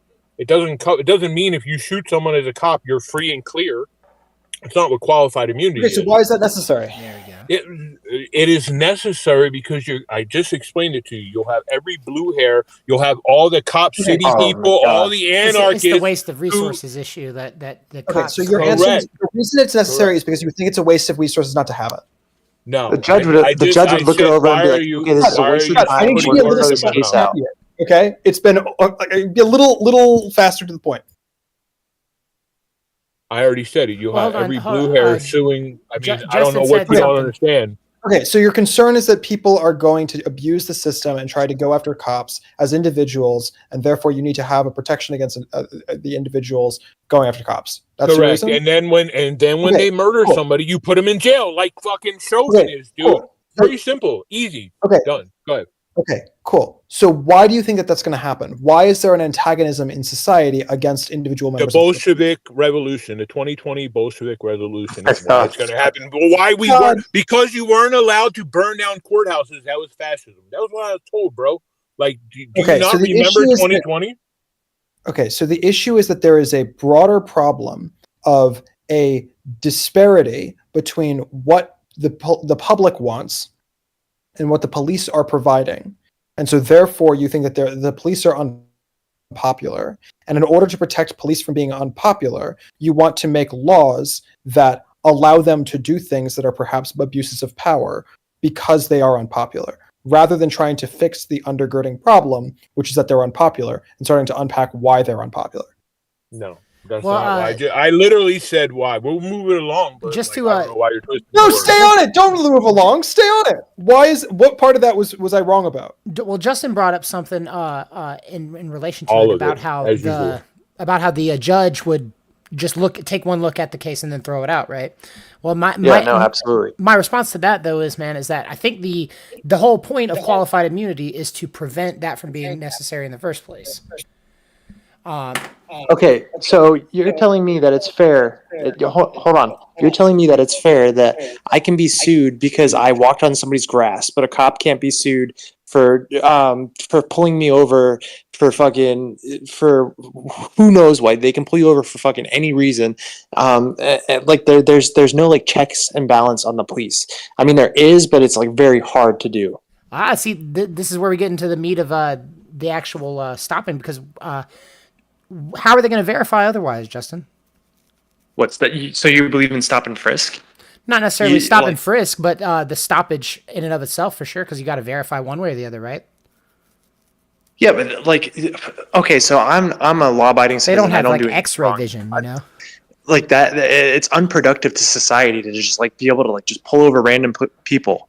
But like, I'm not trying to derail the conversation. Like, we're kind of moving away from qualified immunity. No, but like, I'm saying like, police with qualified immunity, they're held. They're almost. I mean, it's in the name. They have qualified immunity. They don't have to follow the same rules as the rest of society, and that's not fucking right. It's literally about lawsuits, though. So, see, this is what Jonah does. But they should be sued. Well, I did ask about in relation to police brutality, though. So let's talk about that element. Is because I think that it's a bad thing to not be able to sue when criminal behavior is being done. Still can, bro. If it's a clearly established statutory or constitutional right, you can still sue, dude. It's about frivolous lawsuits, bro, which you would probably bring up, or Juju. It wouldn't be necessary. You know what happened? So there's consequences. There's consequences for bringing up a frivolous lawsuit. You can't just waste the court's time. You can be hit with penalties for doing that. Oh, really? What penalty do you get? What penalty do you get when the cops had 2 years you off? Hit with fines for wasting the court's time. It doesn't matter. For 2 years, that cop hasn't worked. Illegal. Remember, there's no qualified immunity. Well, there's he just gets put in jail, dude, because you guys don't like cops. And just for the sake of pragmatism, Todd. Well, Todd, just for the sake of pragmatism, there's actually I would argue that there's a little bit of value in the potential 20-minute to 30-minute interaction with a police officer over wasting an entire productive day having to go to court and fight the issue outright. And if we can kind of push it into the another area about policing with the body cameras and the speed traffic cameras and stuff like that as well. I was having a conversation the other day with an individual where he was saying that we should just eliminate traffic stops altogether, and that we should just install more cameras on the roads. We should enforce things automatically. That it's a bigger threat to the individual to have them pulled over and potentially lose their life from an officer encounter than it is to have a ticket mailed to them from a camera and then go to court and go through due process that way. So what's you guys kind of take on the automatic policing by cameras? Policing by cameras is not a wholly effective method to stop crime. You look at states like Arizona, for example, where we voted to essentially get rid of cameras for speeding and stuff like that. Now, the fact of the matter is that I've done citizen academies with the police departments. Like for the city of Glendale, for example, they don't have the funds to be able to necessarily use cameras for what that person described. That's an argument for funding the police, not defunding the police. The fact of the matter is that cameras are an aspect of law enforcement. They absolutely help. Because you can one person can say one thing, another person can say another thing, but the camera is wholly. That was a deep fake. But the camera is wholly 100% accurate because it simply records what occurred. If I may finish, it simply records what happened. The fact of the matter is, though, is that, you can't rely on cameras simply to solve crimes. I mean, again, a big aspect to stopping crime is simply deterrent. Police, again, offer a deterrent in our community because, again, criminals are just like the third grader in class. The third grader in class doesn't want to get in trouble by the teacher and sent to detention. And in the same way, the criminal does not want to go to prison. I'll just add. Sorry for cutting you off, Net 7. Old habits die hard, right? But no, but there is even with video evidence, it's not 100% because there's you see with this AI stuff, it's getting so good. So I feel like people could easily be framed for crimes that they didn't commit with where AI is going. At the very least, in the court of public opinion, they can have their reputation ruined, and it doesn't matter where it goes legally. But that's a little bit of an aside. Something that's relevant specifically to the policing issue on this issue with automatic policing with cameras and stuff is that with a human being, with an actual police officer, you have the issue. You have the element of officer discretion, right? So, say there's been instances, right, where people have been speeding, but they get let off with a warning. That happens. There's other instances where the officer will stop. Just to check and see that everything's on the up and up, and then people go on their way with no issues. So my contention is that when you introduce the automatic policing, you remove the human element of discretion from it. It becomes you still have the judge's discretion, right? But it removes one layer of that, of potentially tossing it out. So what do you guys think? Does this create a situation where laws would actually be more stringent? Where is the working class going to be paying more speeding tickets if we replace police officers with cameras? There's one component. The speeding tickets is a really good example because there's one thing. So relatively near past, there was a change, which is that there started to be cameras of every single license plate when they got onto a highway and every single license plate when they got off of a highway.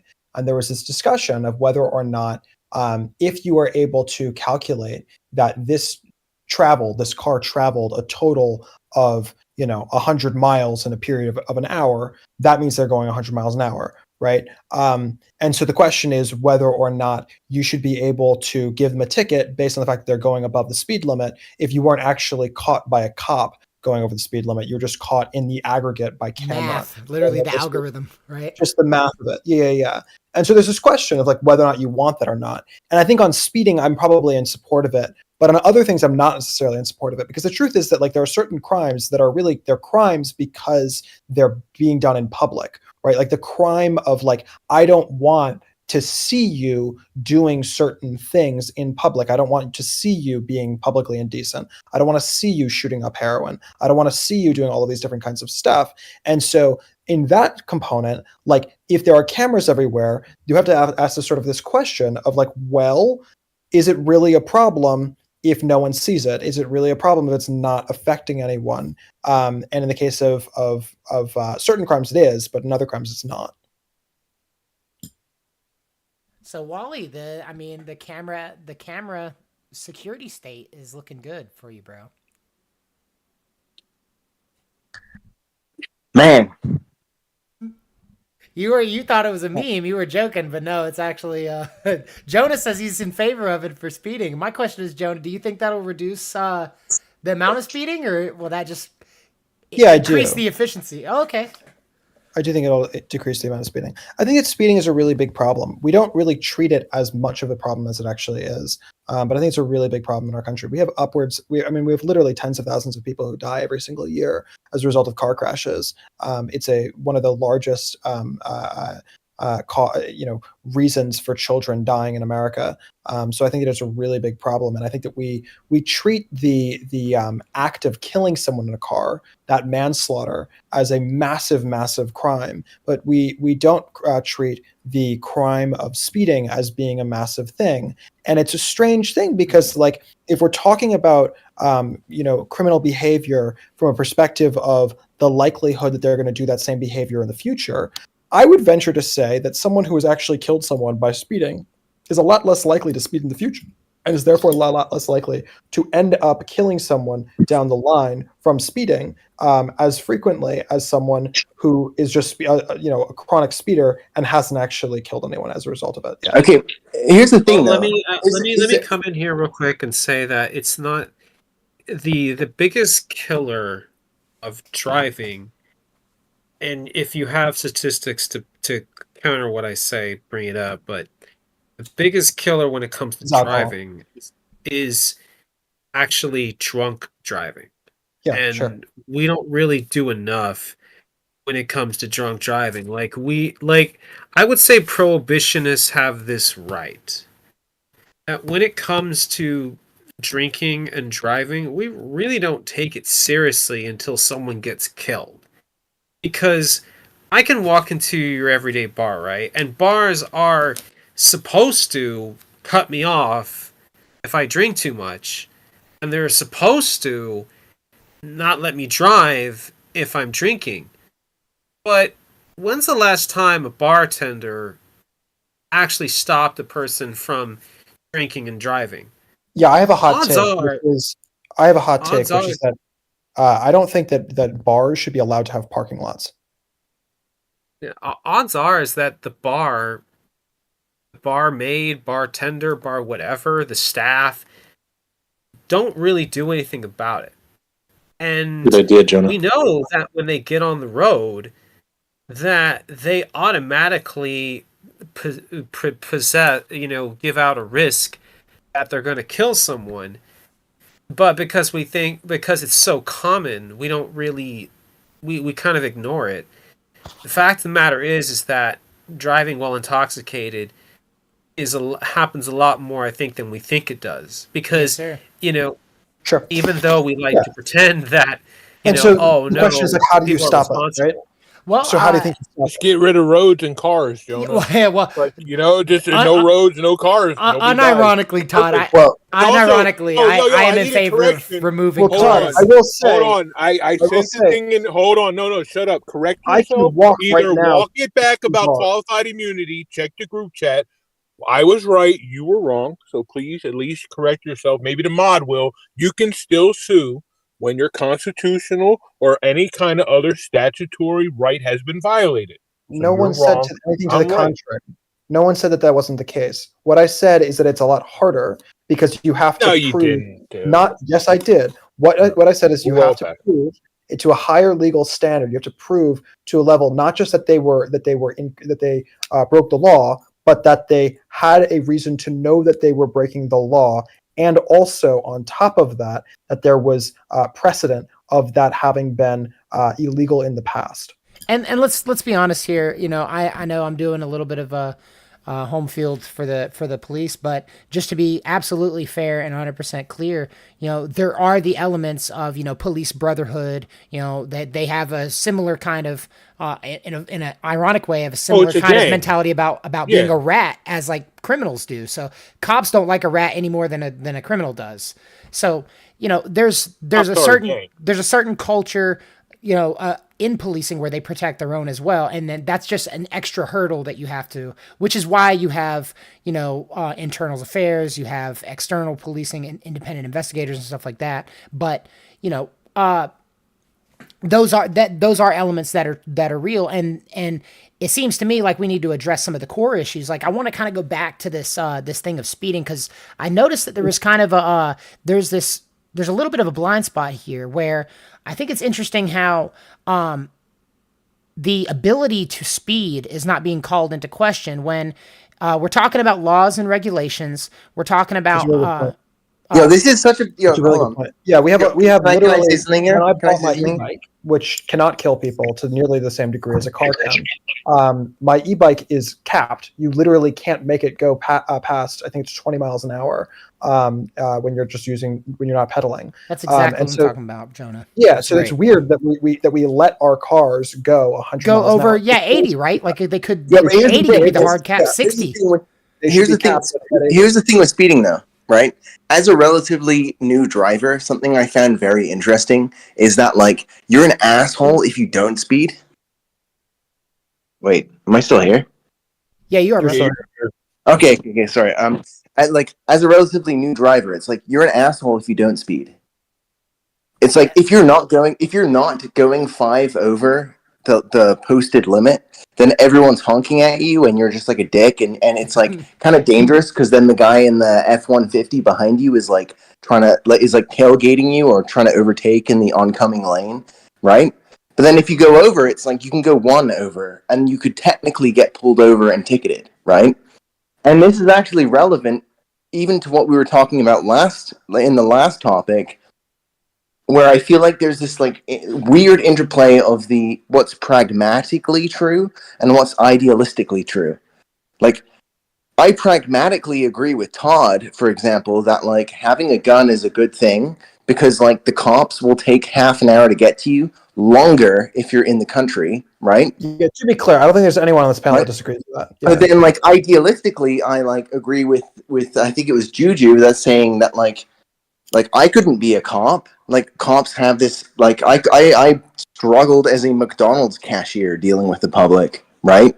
That was but it's like, but then there's some like asshole cops, but then also there's like the George Floyd stuff where it's like no matter what you think about it, there's to my knowledge there's no evidence that it's like racially motivated, and then it turns into this whole thing just because of public perception. So because of people like Jonah and Juju. Like, well, my point here, I'm not trying to tangent and bring in tons of new topics. It's just like there's such a disconnect between what is like true idealistically, which I agree with like a lot of the left wing people. I agree on a lot of the idealistic stuff, but then pragmatically, what actually happens? Because like having a gun and defending yourself that's like you're an insane crazy guy to most people in Canada and Europe. Like, you need a gun? What? And so that's where I'm at. Again, not to be like the nihilist, but it's almost like I don't know what to think because this disconnect is so vast. And that's America is a gun culture. It's like we're going to talk about like speeding, this and that, but it's like you're an asshole for not going 5 over the posted limit, and everyone's honking at you. And actually, it's more dangerous to go slower statistically. You know what I mean? So it's like, well, what do I do? Anyway, that's what I got to say on that. So, in some ways, society can set forth their own laws. We shouldn't depend on the government for like every little thing. Well, but I do understand that like speeding is dangerous and well, like like it kills Jonah was people. saying, you know, he's already taken steps in his personal life where, you know, there's no reason why we can't shift. Actually, there are many potentially billions of reasons of why we wouldn't look at the automobiles industry and regulate them. But it's just interesting to me that we're thinking in terms of like making punishing the crime of speeding more efficient when it's entirely possible that we could just remove the ability to speed from the equation altogether. But it seems to me that, and not to get entirely conspiratorial here, but it seems to me that there is a built-in sort of breakage. There's an expectation that there are going to be people that speed, and that you can just attach a dollar amount to that. You can find a sweet spot and essentially draw revenue from that indefinitely. Yeah, I think that's what it's ultimately about, is the money. But Jonah, I think the state of Massachusetts already did that, where they, on the Mass Pike, they said like, okay, you were at this toll booth, you got to this toll booth in X amount of time, and they would just send you a ticket in the mail. Yeah, I don't remember which state it is, but if you say it's that one, then yeah. I know there's a couple of places that have done it, but a lot of places haven't, and I think it's silly that a lot of places haven't. Yeah. I mean, is it a deterrent? I think it would be. Like for example, like there's like the red light cameras, but in some ways, like that was actually more dangerous. So they had all these red light cameras in Florida, and like you knew where the red light cameras were, and if you saw that yellow light, you were slamming on your brakes because you didn't want to get the ticket. Which probably caused more rear endings because people didn't go through on the yellow. So there's consequence. Maybe we just don't speed. Maybe you just be a good steward of the land and just, like I told Scribe, just leave earlier, bro. You don't have to speed. If you just leave 10 minutes earlier. Yeah, full disclosure, I'm the speeder. I'm the guy. There's a time when you need to accelerate. No, real quick, I'll let you go. You need to accelerate at certain times. I can't believe we're talking about cutting off a car, putting a governor. This is America. I can't believe what Scribe is saying. Anyway. Yeah, I don't agree with that either. But I told you I'm being fair. To Wally's point, like if everybody collectively on the road decides, okay, we're all going to speed, then what's the point of even having a speed limit? Like collectively, all the people that are sharing the road are saying, okay, we're gonna go this speed. And if you're the asshole going the speed limit, then you're the asshole going the speed limit. Like, yeah, you're trying to be like the law-abiding citizen or whatever. But collectively, like we've all said, okay, like this speed limit doesn't work for us. We're gonna go 5 over. We're gonna go 10 over. Sure. Yeah. Well, let's push it forward. A monetary risk. So I think I'm going to call it a night. But awesome. It was lovely to talk to you all. Well, thanks, Jonah. Guy, before you go, my guy, go ahead and plug your socials and everything, my man. Okay, cool. At Quibbles C on all the different places. Yeah. Excellent, bro. Excellent. We appreciate you stopping by, my man. You have a good night. Appreciate it. Yeah, Jonah. Awesome, homies. Well, we can keep it going, guys, because I love the amount of contention that we got amongst the group. This is turning out to be a pretty excellent conversation. Let's talk about education, guys, because it's something that I've realized as an issue that going back to the disconnect between what the officer's role in society is, because for me personally, what I think that the officer's role in society, just talking about in explicit terms, their role is to enforce the law, our collectively agreed upon laws. Now, you can talk about, their civil responsibilities, you can talk about their social responsibilities, right? But when it gets down to the nuts and bolts of it, we live in a society that's so large, covers so much landmass, has so many different types of people of all different backgrounds and cultural identities and stuff, kind of like I was talking about earlier. It's so stratified that you need to have a system that works for everybody, right? So, in building that type of system, we need to address this issue of education, because from a personal standpoint, like I said, I'm familiar with some of the ins and outs of the law enforcement industry as a whole, because I've got family relations that are in the industry, not just as police officers, but also as running the logistics side of it. So running paperwork, doing processing, running the kitchens and all that kind of stuff, right? Doing the training facilities and stuff. So there's a whole other side of this argument that just kind of goes by the wayside, because at the end of the day, what people really want to talk about, what really gets people's blood pumping, is some cop shoots some guy and I need a reason to be pissed about it. And for as exciting as that can be, it's just not very productive. And what I want to talk about right here to bring it to you guys for your perspective is, you guys might not know this, but police officers are only trained with the bare minimum of training to recognize a potential crime. The whole point of a stop is to confirm that a crime is taking place or isn't taking place, and to continue with the judicial process or not. So the officer comes on the scene, uses their own personal discretion, and engages with a potential suspect. Now, the problems ultimately arise from the interactions between those officers.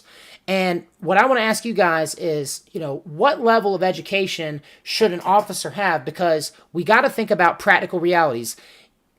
You can't have an 8-year program where you're essentially putting lawyers in police cruisers. It's just not practical. You need cops working the beat, right? But on the flip side, you can't have the people who are in charge of enforcing the laws and regulations being ignorant of the laws and regulations. So how would you guys address this issue of police education? Personally, I think like a 2-year program after high school would be good. Like some states don't even have that. Like you just go in and like I know the state of Georgia that I think theirs was like 4 months and you could be a cop. So like I think like a 2-year education where you're just focused on you're just focused on like the laws and like being a cop and like maybe like having some of the psychology that goes in behind it. So some psychology courses I think would be beneficial, and then obviously like physical training and stuff like that as well. Yeah, I don't think there's anything wrong with the system. I think the system is used by Marxist scum like Justin. 2014 Ferguson riot, and it's every 2 years, right? When there's an election or a midterm, because it's been weaponized. So I really don't have a problem. I mean, the cops in general, everybody knows where cops came from, right?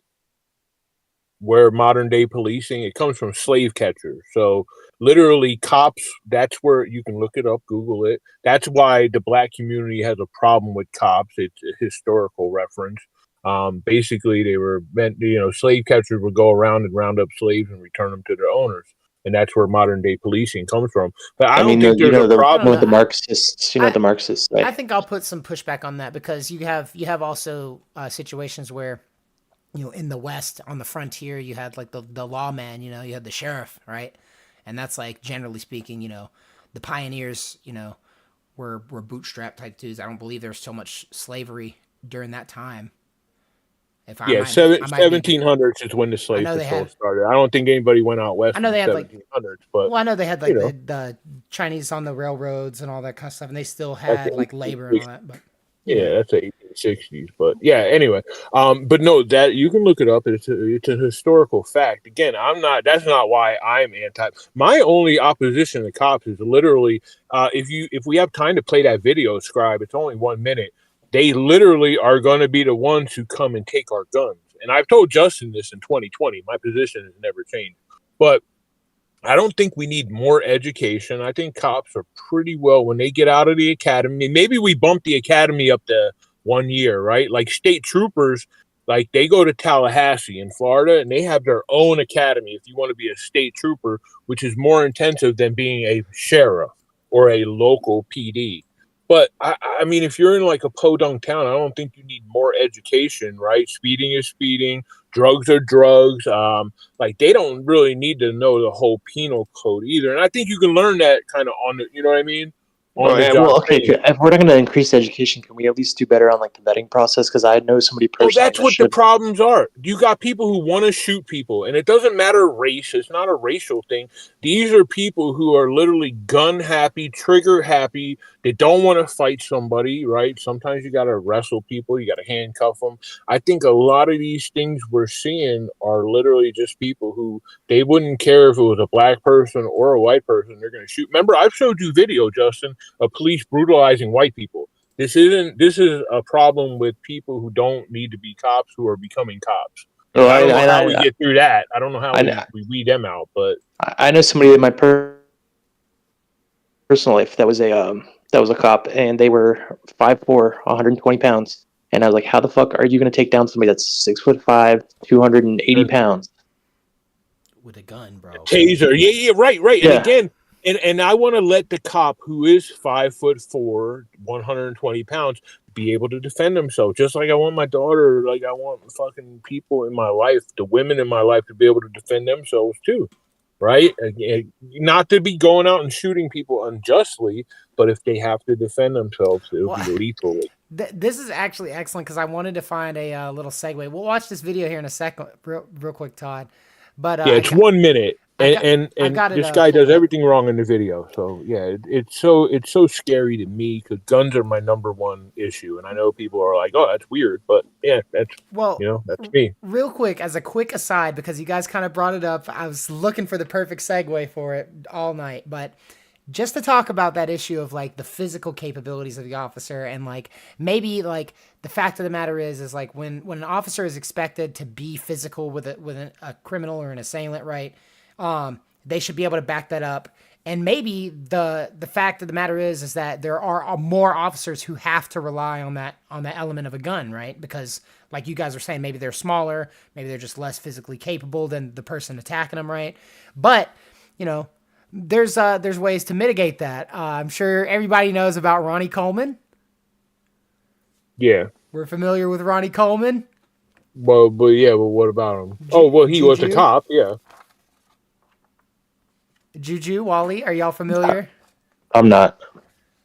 He's that bodybuilder, right? Yeah, He's Mr. Olympia. But he was a cop when he was going to make Mr. Olympia. Yes, He's sir. Still working on the road. He was a police officer, yes, sir, and a uniformed officer. So he had a special uniform in Virginia, I think. Virginia, where was that? I don't remember where, but North Carolina, Virginia. The thing that's significant about it is that like as an acting police officer, right? Ronnie Coleman is a big dude, big guy, and the thing is, we all know not besmirching the man. Not saying anything negative. What's true is true. The man was on gear. They're all on gear, bro. So most of them. Let's talk about like that in context of policing, right? Because we have Ronnie Coleman, who is, by all accounts, stand-up guy, Mr. Olympia, police officer, right? Big part of the community, physically and, metaphorically. But, what about the morality of cops and steroids, man? Because it isn't just Ronnie Coleman. There's lots of cops that they get into the bodybuilding culture because of the physical demands of the job. So, we live in a country where steroids are kind of they're on paper against the rules, but they don't really push it too heavy. It's not like a serious issue for most people. So, let's talk about that a little bit. Are we just talking specifically about the juice or the fact that cops break laws all the time? I mean, hey, let's it's like I said, organic discussion, bro. Take it in the direction you want to take it. Oh, well, as far as like the juice, I don't necessarily I'm a person that believes in like do whatever the hell you want with your body. But if that's against the law, like they are breaking the laws, and they're supposed to be the people that are out there upholding them. Yeah, so that's one element. Yeah, for sure. Yeah, but also it's like who really like this ties into the last question where it's like what does it take to be a cop qualification wise, but it's also like what does it take to be a cop like mentally? Like I said, I wasn't really joking when I said like I struggled dealing with the public as a McDonald's cashier. It's like who wants to be a cop? Like it seems like it sucks. And you're always and that's like I think part of it is that like a lot of people that get into it are like very like toxic type A. Like they want to like have control over here's the thing, bro. When I'm talking to a cop and he's like needs ID, I'll be like, I'm gonna go into my back pocket and get my wallet out. Is that okay? You know what I mean? Because it's like he's gonna think I'm pulling a gun, and I don't think that's because he's nuts or because he wants to shoot me, but because it's like he's used to dealing with people that are crazy, and so it's like it is. I have sympathy for them in that it's like a hard job, but it's also like a lot of assholes who just want a gun and authority become cops, and so there's like the pragmatic thing and the idealistic thing again, and so it's like. Again, it's like what kind of people are attracted to becoming a cop? There we go. it's you gotta be. It's almost like pursuing a creative profession where it's like you gotta be a little bit nuts to want to do it because it sucks. Well, let's hone in kind of on one of the issues you talked about there. You talked about like who wants to be a cop and like who's attracted to that kind of thing, and you're already drawing from a pool of people who know that the job sucks. The people are generally going to be hostile to you. There's a public and a media sort of a bias against policing and police officers. I mean, we all know. I mean, we all get scared when an officer pulls up behind you. They could literally just be I don't pulling get it out of the scared. gas. They get scared of me. So- You better correct that shit, bro. Bro, So I think Approach there's with caution, bro. Anyway, go ahead. I think there's like different types of personalities that I want to be a cop. There's people that like I feel like they want to prove themselves, like that they can do this like physically challenging, mentally challenging job, and like that's why they get into it. There's people that want to serve the community, like they get into it for the right reasons. They actually want to like help the community and like protect the community That's that they're like serving. nobody. I'd say that's like Those are the rare 1%, ones. 2%. Those are the rare ones. Yeah. And then there's the people that just want to tell other people what to do, and then there's I had another one. Oh, it's a good career, bro. There's people who really want to just make a career. You can put 20 years in as a cop. You'll get federal retirement. And again, without like Scribe knows, because if he's got people in the system, bro, you can put your 20 years in and you can get federal retirement system, dude. Even if you're a county sheriff, you can qualify to get, dude, and it's a good career. With the details, bro, you get to work details on your off time, and you literally just sit in your car for 4 hours or 8 hours shift, and you're making $25 to $35 an hour, bro. And then they also have to pay the actual. So Palm Beach County sheriffs get paid too. So like $15, like whoever hires them has to pay $50 an hour, right? Let's say Mar-a-Lago. Mar-a-Lago has a constant police presence that he but pays. There's other jobs where you can make that much and you don't have to put your life at risk. With only 3 months. Well, no, I really don't think you can find another job that's going to pay you 60 to 80 right now with 3 months of school or academy, right? How long is the academy? It's not that long, dude. No, yeah, in Georgia it was 4 months. Right. So again, and then when you come right out, you're making 60 right now. It may be 80 and 100. It might have actually been 3 months. That's what I'm saying, bro. It's not long, the police academy. So you really can't. Not all police departments pay that well. You're in an area that has like a lot of tax dollars. Yes, you're right. So yeah, Podunk, Georgia isn't making what Palm Beach County is. Absolutely, right. I'll concede that. Vero Beach, Florida is not making what Palm Beach County is. Yeah, and oh yeah, I remember the last of it. So two of these personality types that I think get into policing are problematic. Here's the last one: it's somebody that's like an adrenaline junkie. So I think two of them are like fine, and those are like the people that we should want to be police, or like the people that like they just want to prove themselves, and they're like for whatever reason though they just like have this like they get into it because like maybe they like you know they have been like they've had like a hard life, and they like want to prove to themselves like I can overcome that, and it's a challenge, and then like they do overcome those things, and then they like want to give back to the community, and then there's people like I would not to cut you off, but like I gotta give some pushback on it, because there's this element like was mentioned earlier by Net7 and honed in on by Wally, where it's like, you know, we don't like to talk about it, and it isn't something that's really thought about, but like if anybody's a watcher of like true crime or anything like that, you know just like how brutal some of these violent crimes between people can get, and cops are always the first ones called to that stuff. So it's like, imagine like we just recently had a situation where someone that we knew passed away, and like you can imagine like the mental toll that it takes to go in and like see that. Now imagine that your job is to go in and see that all the time, every day, day in, day out, 365. Like, oh yeah, it's definitely a mentally challenging job to have, and I don't think that there's enough. Like you might see like this is what I mean. Like dead bodies over the course of your whole life. Like you might like go to funerals. Like you might see like an accident on the road that's like really bad. But like cops are gonna see that in such a every day, day in, day out, like a high frequency. So it's Well, like, and that's like kind of what that's kind of like my point with the whole funding. Like we put so much money into the weaponry and the punishment and the jailing and like all these other things that like go into policing, and there's nothing that goes into the community. There's nothing that goes into making sure that what about the they're police? About the psychologically yeah, okay. PTSD. Yeah. Because if that could probably account for, because you also got to think about, in America we have a culture around hiring ex-military as police. So guys will come out of one hellscape nightmare and then go immediately into the inner city, into that And a lot hellscape of nightmare. and a lot of times like people that were in the military and stuff, they enjoy it, and like that's why they get into it, is because like they're bored with like just a normal life. They want to have like that. Um, they want to have that. Those are like the adrenaline junkies. I think like I knew people like that. Like they went over to like Iraq and then they came back and they were bored, so they became cops. Well, what's interesting that you brought up about the just kind of the dynamic and about the recruitment stuff is that, if you look it up, and there's precedent for this, and I know that this is true just from my personal anecdotal experience as well. The cops really have this kind of like, they advertise with the Punisher logo. That's a common thing you'll see. The cops have like the thin blue line on the Punisher logo.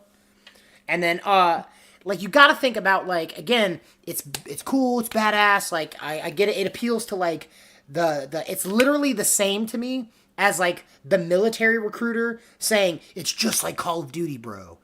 Yeah, but here's the thing though. Like, and this is the sense I get, and it might be unfair, but this is the sense I get with like a lot of like female cops particularly, and this is totally an assumption, but I get the sense a lot of the time with like female cops where they become cops because they had some kind of trauma, and then they're like trying to rectify it with their career line. Like, I don't like, and that might be completely wrong. No, you're. I know somebody that did that. Yeah, you're hitting the nail on the head for this person. Sorry, I missed that. I didn't hear No, what you no, no. said. Like I knew a woman that became a cop, and that was part of the reason. That was part of the logic behind it. She went through some trauma when she was younger, and she wanted to, Right. Yeah, make it right. And so, and that's the sense I get from the majority of them, where it's not like they're like, well, this seems like a good career path, and I'll have dental benefits. Like, I do get the sense a lot of the time, it's like, yeah, it's like they have trauma and they're trying to rectify it by like doing something like that. And so that's because like that's what the Punisher thing is, right? It's kind of like the like it's about revenge, which is maybe a little bit strong, but like that's I don't really know. I don't know the Marvel stuff. I don't know the Marvel stuff. They're basically a gang, bro. Like, if you go back, you can look at the Rampart scandal. You can look at Wayne Jenkins in Baltimore. He was running like it. I think there's a movie about him now. He had like 8 to 10 cops, and they were on a gun and drug program. Well, dude, they were just keeping the drugs and they were selling it. And it's black. And again, it had nothing to do with race. There was black people and black cops and white cops that were all involved in this shit. So again, cops are a gang, bro. They're not going to tell on, and any cop that tells on another cop, he may be killed. He may have an accident. He may be responding to a call and get shot. Like, we had a cop down here named Rocky Hunt. No, to this day, nobody knows who killed Rocky Hunt. He was sitting in his car one day and he got shot, like in the 80s or 90s. So, point being, like, you if you do snitch on your boys, you might have an accident too, bro. That's just real talk. So I think that they're a gang, and that Punisher shit is like, yeah, dude. Not to speak for anything, like speculative or anything like that, and not like running interference or anything like that. But like when you talk about, the organization and the hierarchical structure and the way that they carry on the brotherhood, the looking out for one another, the in-group preference essentially as well. There's a certain practical reality where, when you think about like that's also like part of what they go up against in terms of like what Net7 brought up at the very beginning of the conversation. He talked about, organized crime moving in to fill the power vacuum if there was no police. Essentially, that's, it would for me, what I see is that society is essentially inevitable to a degree. The only question is how good is the society, right? What's the quality of life in that society? If you remove the current government, the current military, the current police order, then one day It might take a couple years. It might be immediate. At some point, another group is going to get strong. They're going to get prolific. They're going to usurp authority, and they're going to be the new power on the block. They will become the new normal. They will become the new authority. They will be the new government, police, military, etc. That is inevitable for me. I don't think there's ever a situation where human society will just exist in, every man is his own king, a king of his own domain. That's so idealistic to me that I don't think humans are built like that. I think we're inherently, part of us being social creatures is that we seek out hierarchy. I think we're geared towards that, and cops are no different. And I think it's sort of okay because as someone, this is my neocon is showing a little bit, but as someone who appreciates someone being in charge, I don't see a problem with police officers having some of those elements because I understand the utility of the use of force and controlling a population that's millions of people, So let me just throw something your way. So just because there's a power vacuum and like another hierarchy comes in and takes over doesn't necessarily always mean it's bad. I would try. I'm not even gonna lie. I'm not gonna pretend. I would literally try if the opportunity presented itself. I mean, you have to. You either step in to fill that void, or someone steps over you. So it's like, if you were to go to like New York in like the 60s and 70s, and you go to a neighborhood that the mafia like had a block, right? And you were to ask people like, how's the neighborhood? Most of them would probably say like it's a safe neighborhood, because what the mafia was doing was they were keeping the neighborhood safe. They're not all mafia, but like certain neighborhoods where like they would just have like, we're not going to sell drugs in our neighborhood. And like, yeah, they were bad people. Like they were doing organized crime, but like the neighborhoods that they lived in were actually pretty safe. And they weren't like killing. They weren't killing like day-to-day citizens. They were killing other mafia members. Well, there is an element in the criminal world as a whole where you're playing the game, right? So like if you're another gang member, if you're another criminal, like you're fair game. Like you can be killed. Yeah, you know what you're signing on to. And it's kind of the same for cops too. Like they're part of that game where it's like, and lawyers as well. Like that's the reason why a lot of prisoners and criminals don't have beef with like lawyers, because they just play their part of the game, but cops are like the opposing team. So, civilians that, there are situations where people, fall victim of organized crime as civilians, but it's not most of the case. Most of the time, if you or me or anybody else is killed by somebody, if it isn't a drug driving accident, it's somebody that we knew. Yeah, like 99% of the time. Yeah. So, I'm not going to get killed by, like, the mob isn't going to show up to my house and X me out. You know what I'm saying? Yeah. But then, like, they had a code almost. Like, we're doing this, whatever the organized, like, we're doing betting. Like, we're doing book. And, like, so, like, that was or we're running alcohol. And, like, so, yeah, there was a crime there. But, like, as far as, like, the safety of the neighborhood, like, they're like, we're not going to tolerate any of this other shit. Like, if there was a fucking guy down the road fucking doing something wrong, they would go take care of it. And in all honesty, I feel like that would be more effective. To push back on that, the problem with that system is the same as the problem with like America, right? Where it's like that system is just localized, so it's like America by and large looks out for its own people, as opposed to like other people, right? Outside of America, non-citizens. So it's primarily not anymore, bro. Not anymore. Well, when they get here, we start carrying on, but when they're not here, I think that the script is flipped. We care more about people outside of America now than we do people like in it. I don't know, bro. I still am hopeful and optimistic. I still love it. I'm still having a good time, bro. I don't know. I'm sold on America. I really am. I'm loving it here. I know there's problems, but I genuinely wouldn't want to be anywhere else, guy. I can't tell you. No, I agree with you there. I wouldn't want to be anywhere else either. Yeah, but it depends on who's running it, right? Just like the cops, whoever, you know what I mean? Like, yeah, right now, with the new administration, and it gets to that video, we don't even really need to watch it. Basically, the video is the cops come to the guy's Let's watch house. it now. Let's watch it now. Yeah, it's 1 minute. It's Got it 1 pulled minute up. because this is my problem with like. And again, I'm not like a Trump. I get accused of being a Trump sicko fan. But when Trump started talking about bump stops, I'm like, dude, you're out of your skull. I kept mine. The court has now ruled that he was wrong. Trump was wrong about bump stocks. It shall not be infringed. It's very simple. But anyway, point being, so I trusted Trump more, but even when Trump tried to do shit about guns, I'm like, nah, bro, that shit don't fly with me. Nah, you know what I mean? We disagree. We'll agree to disagree about this one, homeboy. Yeah, so he did, watch he his did. video, and it's very. And the guy in this video does everything wrong, by the way. So check it do out, guys. not. I'm streaming it Yeah, to go the ahead. to the channel for everybody on the stream. We're gonna watch this video. Todd showed us these ATF agents coming to this guy's house. No, they're local. They were sent by ATF, but okay. sorry. Right. That's what makes it even worse. That is If it was worse. ATF, Yeah, they if it was literally the federal ATF, branch. right, the federal branch contacted them, and then local.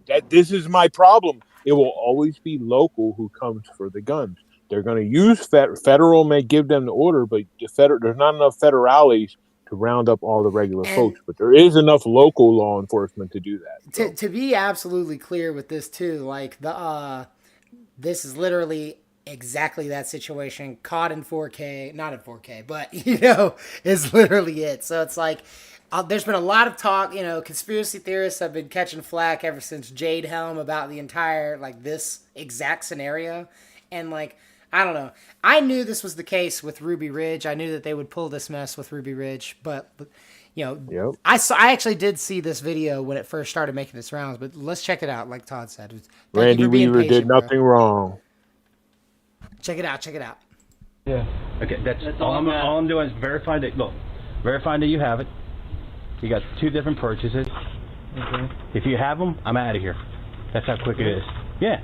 You have them with you by any chance? Are they? If you can unload them and bring them out, or you can go out to your foyer here, check them out, by serial number, and we're out of here.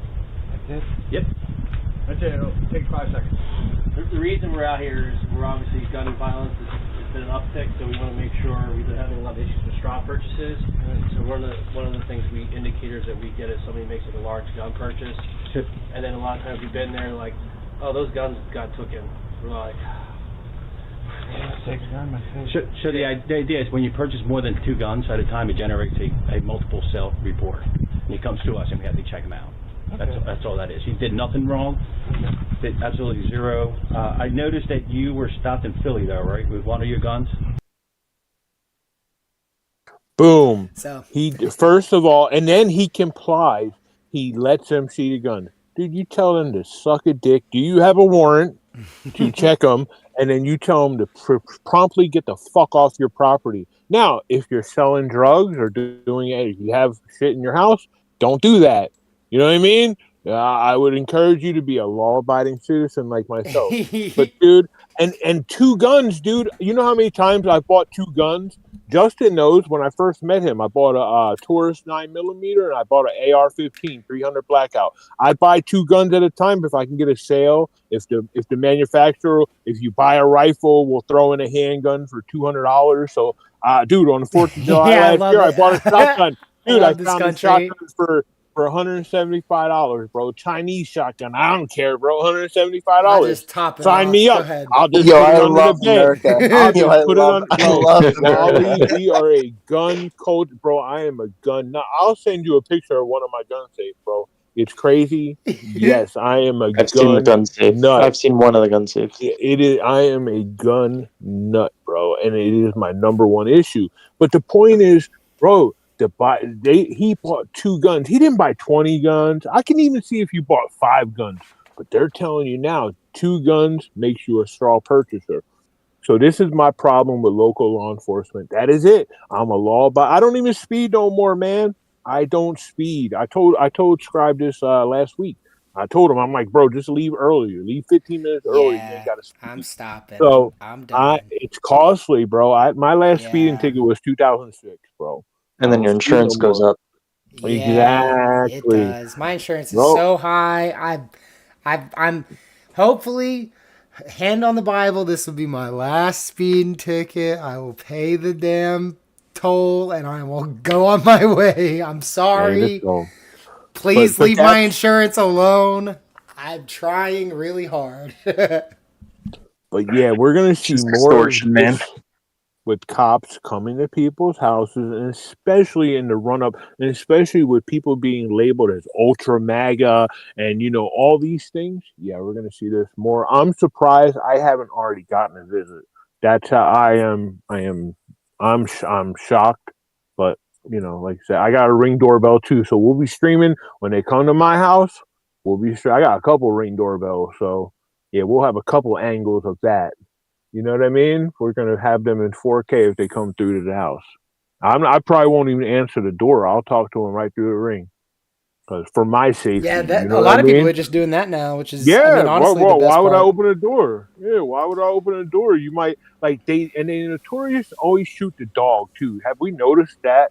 Why are cops always shooting people's dogs? And I get it, dogs are dangerous, but I mean, dude, I seen him shoot a golden lab one time, bro. The dog was like wagging his tail, running up. I guess he didn't know. I'll be a good steward and not put malice on the dude, but man, it just seems like cops want to shoot your dog too. And I Well, got a bulldog. He's 60 pounds. He looked big. His head is the size of a basketball, bro. You know what I mean? So they definitely shooting him. He got well, 3-inch canines, bro. You know what I mean? Hang out of his mouth. well, Net But 7 has returned. Thank you for hey, what's joining up, us again, man? my man. I thought he rage quit. No, dude, freaking Jonah's never gonna beat the he ran allegations, bro. Yeah, dude, Jonah. I love Jonah, but like he just, we fight all the time. Me and I fight with everybody. That's kind of my thing. I'm I love it. autistic with CTE. Yeah, Is can't it help good? it. It's good for the show, but like I said, I did want to just keep it moving, which we're doing great. Honestly, got a great pace. We've busted through most of the topics. I actually did want to talk about Camden, New Jersey. I don't know if you guys are familiar with the example. So this is an Yeah, example. that's the best one, man. Is it? Is it, Justin? All right, good. I'm glad that we're gonna get into the discussion. How about Todd? Do you know, or maybe Net 7? Are you familiar with the Camden, New Jersey example? I'm from Philadelphia, dude. Please, Camden is armpit of New Jersey, right across the Delaware River. I hate Camden, but go ahead. Go on. They implemented the community policing, and I mean, and it's been a few years since I've Clean. like It's fixed. what? It's fixed, right? They fixed it. I don't know if it's fixed because I don't want to shoot myself in the foot here, but No. a couple of years ago, like it looked like it was doing a lot better. Chris Christie talked about that in his book Republican Rescue, where he talked about, I forget which police department he mentioned specifically. My book is somewhere, where he talked about how he essentially got a police department that was just so corrupt and he just felt like, look, I just had to fire the whole police department and just start from scratch. And he said that, he made a case in his book where it was like, we can defend law enforcement, be law and order, but we also have to realize that sometimes we gotta, get rid of the bad cops and stuff. But in my own opinion, like, I think, like, I've already, like, said my piece, law and order with justice, and that means that cops are a part of that process. But I think sometimes, again, you gotta fire bad cops just like you would fire any bad employee, but I don't make that an argument as to the whole system is bad, because again, it's just, then you get into the whole, not just defund the police, which is stupid, but then also, abolish the police, which is absolutely ridiculous. Well, I did want to address some of the stuff about the Camden example specifically, and I hate to do it to you, Juju. I hate to take the wind out of your sails, bro. But the little experiment just didn't work. Like, I watched the documentary. It did have a temporary impact on the levels of crime, but they shot right back up, and it doesn't matter that they did impact the crime rate, because per capita, you're still looking at the most like crime dense area in the country almost. That's the sad reality, is that for all of the good that the program did do, which it did, I don't want to detract from it. It did do something. It did have an effect. It's still one of the worst places in terms of violent crime. Yeah, Camden. So, they started these community policing boards in 1993 in LA, and it doesn't work. But you know what so since we're talking about solutions, what we should do is we should give cops low income to almost free housing in the communities that they're serving. So let's take Baltimore, for example, or let's take Camden, right? So you have a house that's worth probably 15 to 20,000. It's nasty. It's full of roaches, right? Since we're already paying Ukraine and we're paying all these other foreign countries, right? Why don't we take that money? We could take that house, we could gut it, right? It'd probably take you 20, 25 grand to gut it. I'm talking about on the cheap. And then for 50 grand, this guy who is a police officer, we're going to say he's black too, just to help out because community. And then he gets a home for this cheap where he actually lives in the community where he's serving, and he actually knows, Miss Jenkins and Miss Wilson and all these people in his community, and he knows the kids, and then we can get around this. Because, like, dude, what Juju's talking about, and again, he's really trying, and he's a nice guy, but it don't work, man. You can't go up to a gangbanger and be like, hey, man, you gotta, like, no, it's not gonna work, man. Like, No, you know I what think mean? it's about getting to the root of the issue. Like, you're not going to be able to like change a gang. Like, well, I shouldn't say you won't be able to. Like, I'm sure there's some gangbangers that change their ways, but like I think that's the exception, not the rule. But I think it's about like getting programs There in you place. go. That's Lord literally and the Savior. gangbanger kryptonite, my guy. I'm telling you.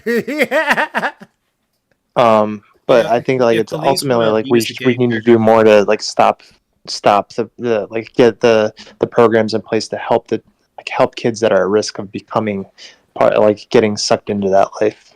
That's not community policing, though. That's helping out, right? And again, I agree with you, Justin. We should have after-school programs, early lunch programs, breakfast programs, right? The Black Panthers used to do that, but they're commies.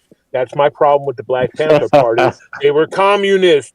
What they were doing was good in theory, but they were a bunch of Marxists. So, again, I don't rock with no Marxists or commies, bro. Don't cut off your nose to spite your face, bro. If it's a good idea, it's a good idea. So again, if it's Mao's Great Leap Forward, it might sound like a good idea, but 30 million people die in the process. So, yeah, man, no, there's nothing good about Marxism or socialism. But anyway, I don't want to derail.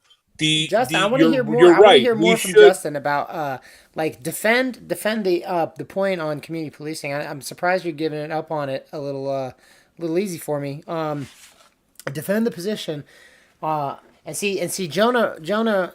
There's rumors going around that he ran. So I mean, I don't know.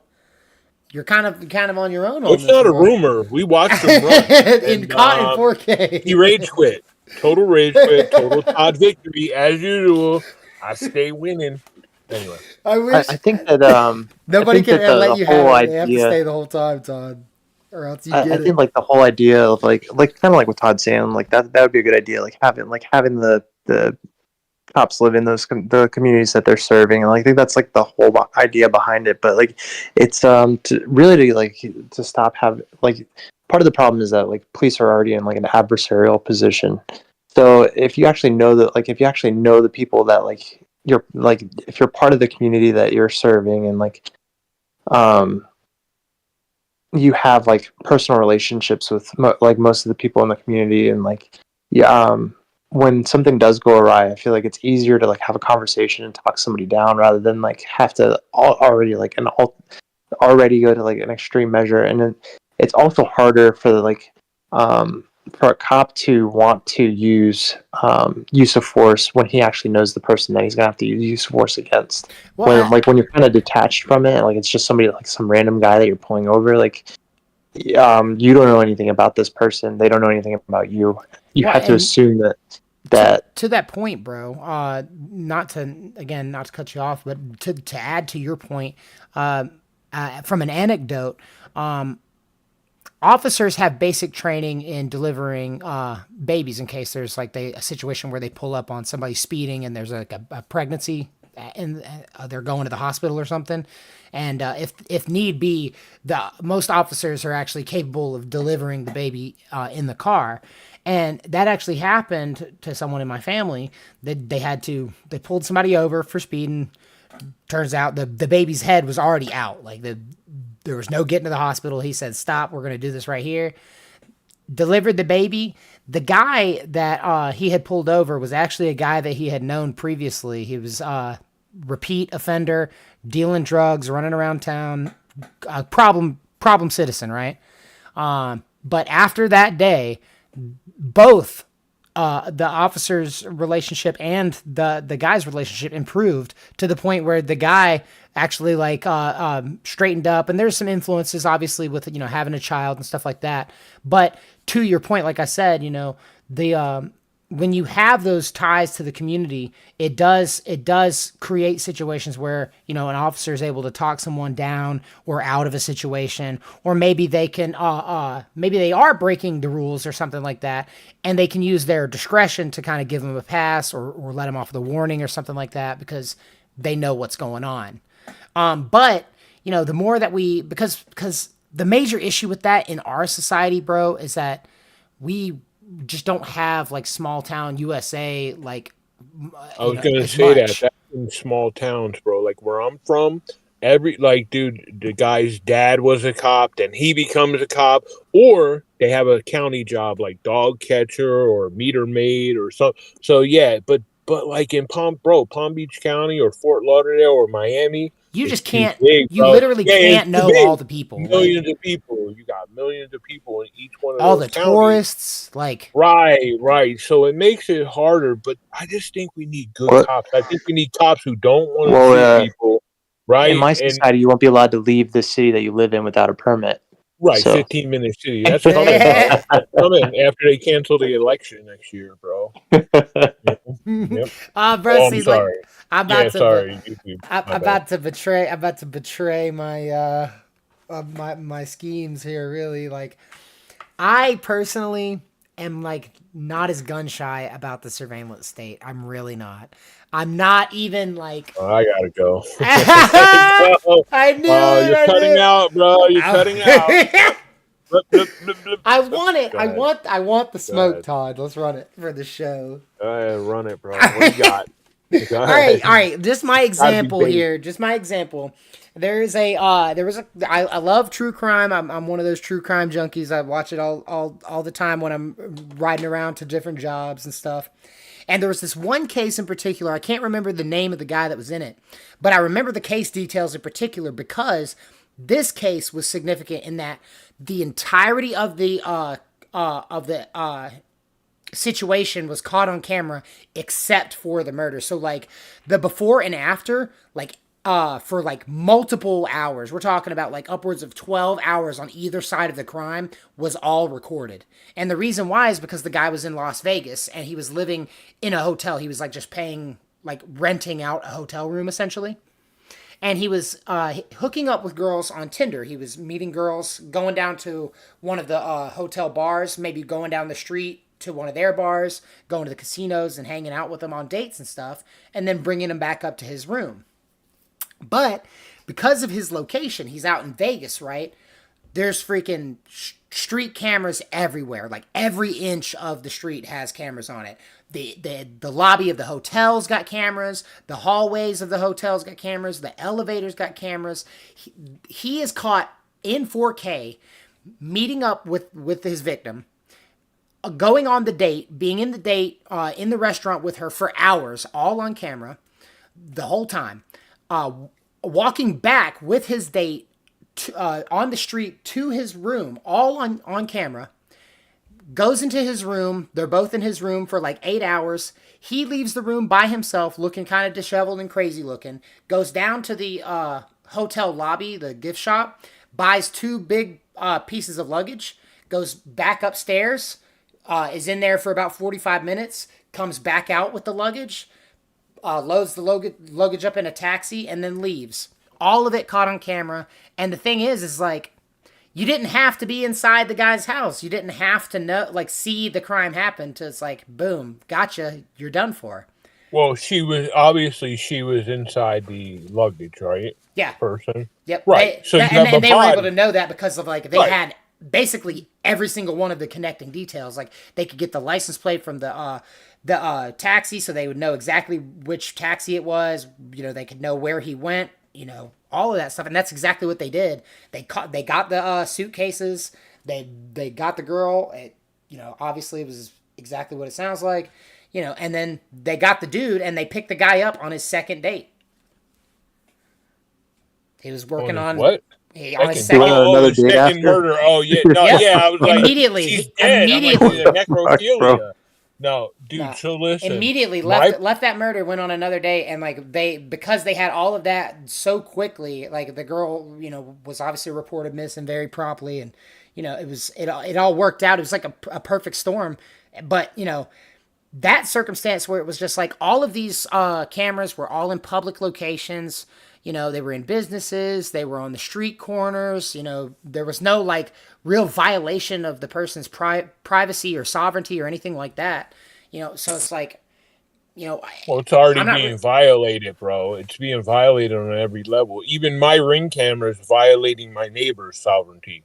You know, it's picking up my whole. Is that the stance? I don't know. I'm as a person who doesn't like it, but I understand it. So I understand that anytime I walk outside of my house, I'm probably on, because other people have Rings. All my neighbors have Ring doorbells too. Yeah, almost. So they're violating me, and I'm violating them. But now let's get into law enforcement. Hold on. Let's get into law enforcement. Can I say something before I go? Yeah, Net. Go ahead. Yeah. Go ahead. Sorry, bro. Go ahead. I forgot you were here. Yeah, I'm gonna say something before I go. Again, like the camera issue goes all the way back to the Patriot Act.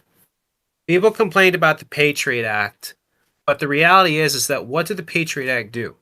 It just gave law enforcement, the ability to investigate jihadists in the same way that law enforcement had investigated mafia people.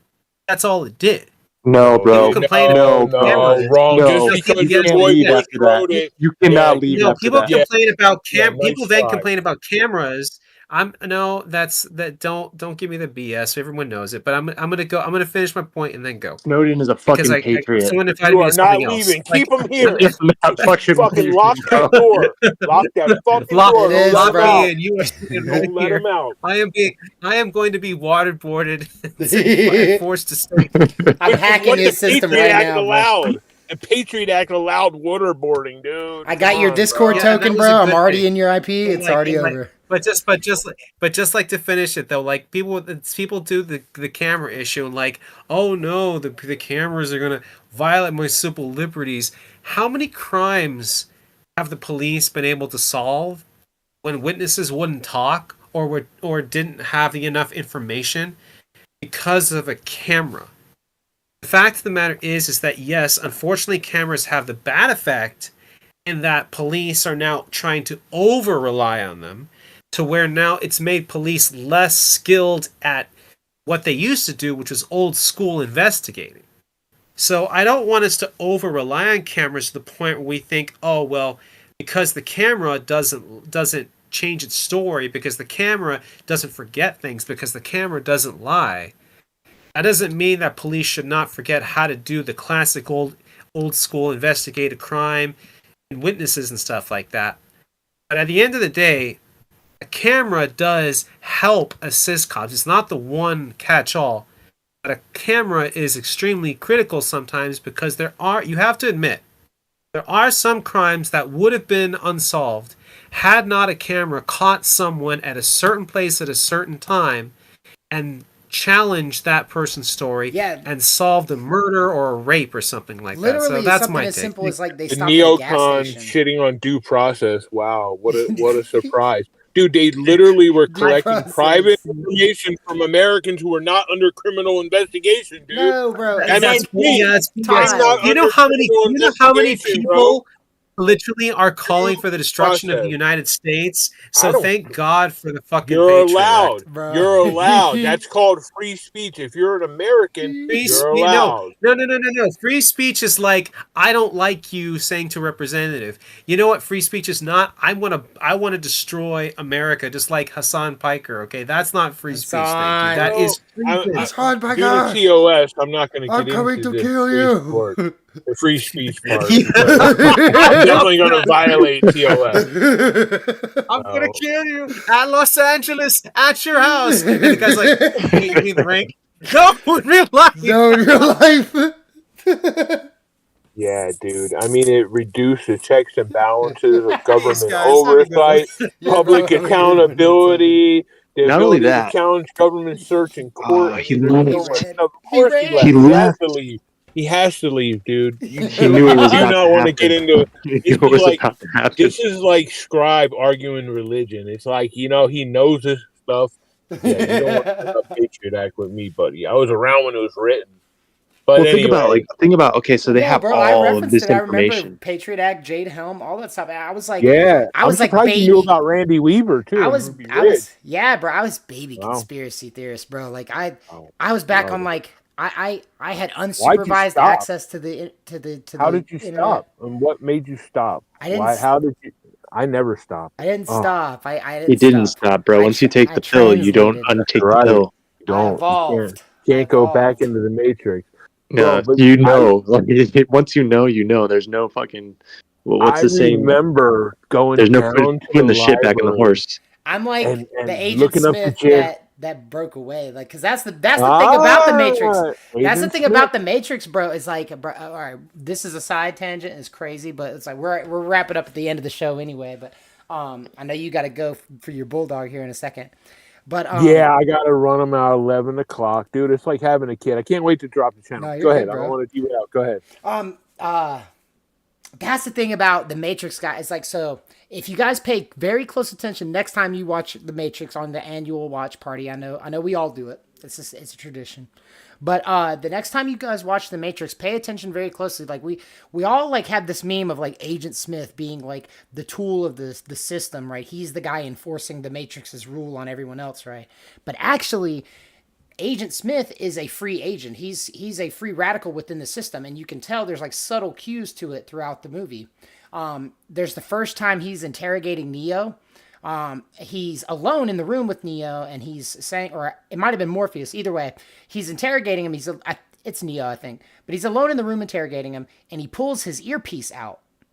So he kind of unplugs himself from the main network by taking his. Because remember, that was with the Morpheus. phone, the that phone, was at the end. The phone is how the Matrix, the heroes get in and out of the Matrix, right? They use the earpiece and the communication. It's an earpiece and a microphone. It's the phone. So when Agent Smith takes his earpiece out, same thing, earpiece, microphone. He's unplugging from that system, and he's giving Morpheus his real unfiltered opinion. And that's why he unplugged the ear, because he was telling him, "I want to get out of here. This place smells. I hate it." Yep. Yeah, but see, Agent Smith is essentially like a rogue AI within the Matrix, where it's like he's the actual kind of Merovingian type, where Agent Smith ends up taking over the Matrix. Like, so the Matrix, there were other agents in the first movie, but in the last movie, it's only Agent Smith. But that's after Neo. Once he found out Neo could bend the rules, then he said, "Well, I guess I can too." Yeah. Remember, he gets defeated. But that's because right? Neo blew him up, right? So Neo went inside of him. So he got a piece of that code. Right? Wrote all the rules. He was fast. No, remember, nothing was faster than an agent. But then Neo was faster. Remember, he was blocking everything. So then he said, "Well, wait, these laws don't apply to me." And then he started taking over people. And then there was what, 1 million Smith in part 2. So that's me, bro. Right? They changed orders too. Yeah, no, dude, you're Agent Smith when it comes to defending globalism, bro. I remember, I was so hurt, bro. I was so hurt. I'm like, this guy's a globalist. I think we're coming. Remember, Justin? Remember, bro? Remember, I'm like, bro. I was like, I thought he was a nationalist. Yeah, that's how good I am, bro. That's how good I am. I'm like, wait a minute, bro. I'm like, I don't believe this just happened. I'm like, did that happen? He went full globalist on me, bro. I'm like, what? Like, no warning either, bro. You didn't even give me no warning, bro. Scribe is the bridge, man. There's hope for the future. All right, bro. Listen, I agree. There's plenty of hope, but man, I'm telling you, and Just I give won't even me get on. the keys to the prison, guys. I was saying during gamer time, just make me the warden. I will fix everyone's problem. You don't got to get bogged down in the details, guys. I'll handle all that. Just give me emergency powers. I was like, can't do it. I'll take care of all of it, guys. It'll be great. I promise. And then Todd be like, yo, I think Scribe's listening to this call, bro. It's all hard like that. And then I'll be like, hey, guys, I'm just monitoring for terrorism. Yeah, right. In my world government, the NSA agents will participate in the conversations. Dude, they already are, man. I'm telling you. Hello. So I literally showed Justin. I'm like, look, bro, they were doing stuff on 2020 on Facebook, and they were blocking people. Now they don't have my name specifically, but they have a few other people, and it was like they were taking stories down, and they're all under the guise of disinformation. It was all true, but yeah, that's the problem. Depending on who's wielding the power, right? And again, even when Trump would do things I didn't like, I would just be like, nah, he's wrong. Like, I can still like him and say he's wrong. You know, I like Justin, but Justin is wrong politically. I like you, Scribe, but you're wrong about your globalism. Like, these things can all, and you probably think the same thing about me. The full plan, right? Bro. Dude, I already know, bro. I'm like drip feeding you guys. No. Right. Yeah. There's stuff I haven't even revealed yet.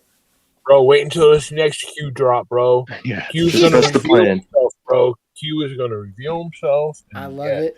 JFK Jr., bro. Well, guys, I gotta say, this has been a freaking blast. I've had an excellent night. Have been really good, bro. I mean, not that they aren't all, but like, yeah, just more fun. I'm not gonna lie, I don't know anything about drama, but I do know about stuff going on, so I had a really good time. I am gonna get ready to go though too. Highlight of the show is how are you going to come in here, defend the Patriot Act, and then bounce? Bro, he did it on purpose. He knows we don't like George Bush, so and he's like a Bush sticker fan. He's like, Bush is his Trump, bro. Like how Trump is with me. You know what I mean? That George W. Bush is his guy. I was like, oh no. Remember his old avatar? Remember the 9/11 call? Yep. George Bush getting whispered into his ear. But no, man, really good. I'm, like I said, even Jonah, man, we always fight, but I fight with everybody. Like I've noticed that too. I appreciate it. Fight with everybody, my family, everybody. I'm like, no, we're not having that for dinner. I'm like, no, sorry. But no, sorry, we're not eating that. No, we just had that. No, overruled. So anyway, well, I appreciate you guys very much, and as always, there's going to be another show next Wednesday. You guys are more than welcome to join. I will get you guys the info on that as soon as possible, so you can kind of prep and make plans. But signing off to this. I appreciate everybody for stopping by tonight, checking out the show. It was fun. Please, guys, go check out Jonah Quibbles Over Coffee and Wally World. I don't know if Net7 has any socials or anything like that. He didn't say. It's Net7. I know he's got a Twitter. Check him out if you want he's Team Nikki Haley. So if you love Nikki Haley and globalism, neocon, your guy. If you like W. Yeah, if you love George W. Bush, you know what I mean? Not Pappy Bush, not Poppy Bush, but, Junior. W. Did you see that Freudian slip by Bush? That's a good one. Oh, yeah, about Iraq. Yeah, he's like, literally talking about Putin, but he says, oh, you invade Iraq. I'm like, yeah, dude. And again, bro, I have no problem with force projection, American supremacy, but like, I don't want to bomb 1 million people either, 1 million civilians. Like, yeah. If that's the thing, there are. Yeah, dude, globalism, bro. Yeah. Nah. Anyway, I'm sorry. Bad faith engaged. Sorry, my bad. He's drawing us back in. Good. I'm trying to let y'all guys go. Todd's trying to jump back in. Yeah, we'll save it for next week, bro. Yeah, Anyway, I want to absolutely. thank you. I'm gonna go take this dog out. Thanks for having me. Of course, Dealing with bro. my autism and CTE, and yeah, man, I'll see you next week, bro. Yeah, absolutely. Keep a lookout for the edit. I've noticed it takes about 2 days for these things to let me download. So once I get them up, I'm gonna start chopping these guys up and doing more videos of these. So be on the lookout for those. Friday's video actually coming up is a clip of last week's stream. So we got some stuff talking about there. It's pretty good stuff. Talking about my near-death experience. So sneak peek for next week's stream, talking about, or next Friday's episode, we're talking about my near-death experience, guys. But next week, we'll have you guys back on Wednesday if you guys are up for it. And you guys have a good night and enjoy your weekend. You too, Scribe. Thank you. You too, homie. Thanks. Absolutely. Alrighty. Thank you guys for watching. Hello, fellow travelers, and welcome. This has been the Hard Light Network. I appreciate you guys so much. Honestly, all of the likes, all of the subscribes, all of the comments. You know, the fact that you guys come in and participate, even just the watching. Honestly, just having lurkers in the chat, eyes on the stream, huge deal for me, guys. Especially at this early kind of point in my venture. You know, this stream felt excellent, guys. It was a good one. Lots of good energy. Lots of cool fellas. And I'm going to go through the list here, guys. Please, you know and love my homies from Intrigue Live. It's Juju Social and Todd. Please, guys, check out Intrigue Live stuff on YouTube. And if you can, jump in the Discord. You can meet me there. You can meet the guys there. A lot of the guys, everybody that we had on the stream tonight is actually in there. So you guys can meet up with them and chat with them. Please go check out wallyworld.net. You got the website, wallyworld.net, and you also got his YouTube channel, Wally World. He does excellent content, guys. Excellent content. He's got 2 episodes out right now. Hopefully more to come. We're going to try and motivate him to get more up. But if you like what you see, please let him know, because he's a talented guy and he really deserves it. As well as Quibbles Over Coffee. Please go check out Quibbles everywhere on all the socials. The guy is on the grind set. He's an intelligent guy. He's got a good takes, and he's very well read on his subjects. So please check him out. We appreciate all of these guys for coming by and giving their input, and I appreciate you guys even more for watching. I'm gonna hit it with the outro, and I love you guys. And until next time, safe travels. Skibbity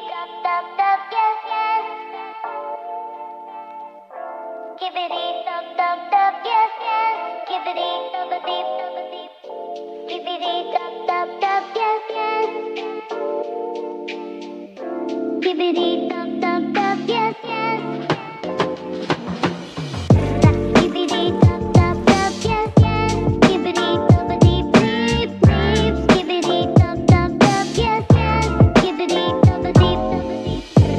Skibbity dub dub dub, yes yes. Skibbity dub deep deep deep. Skibbity dub dub dub.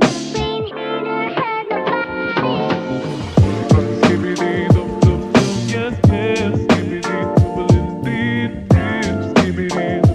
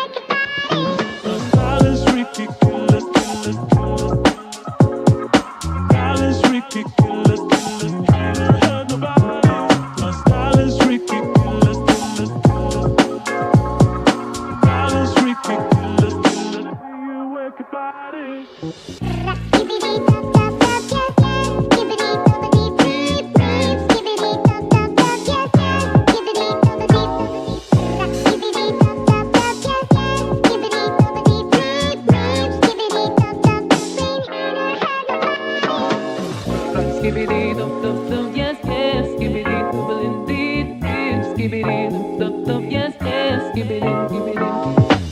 Skibidi dum dum dum, yes, yes, skibidi double indeed, skibidi dum dum.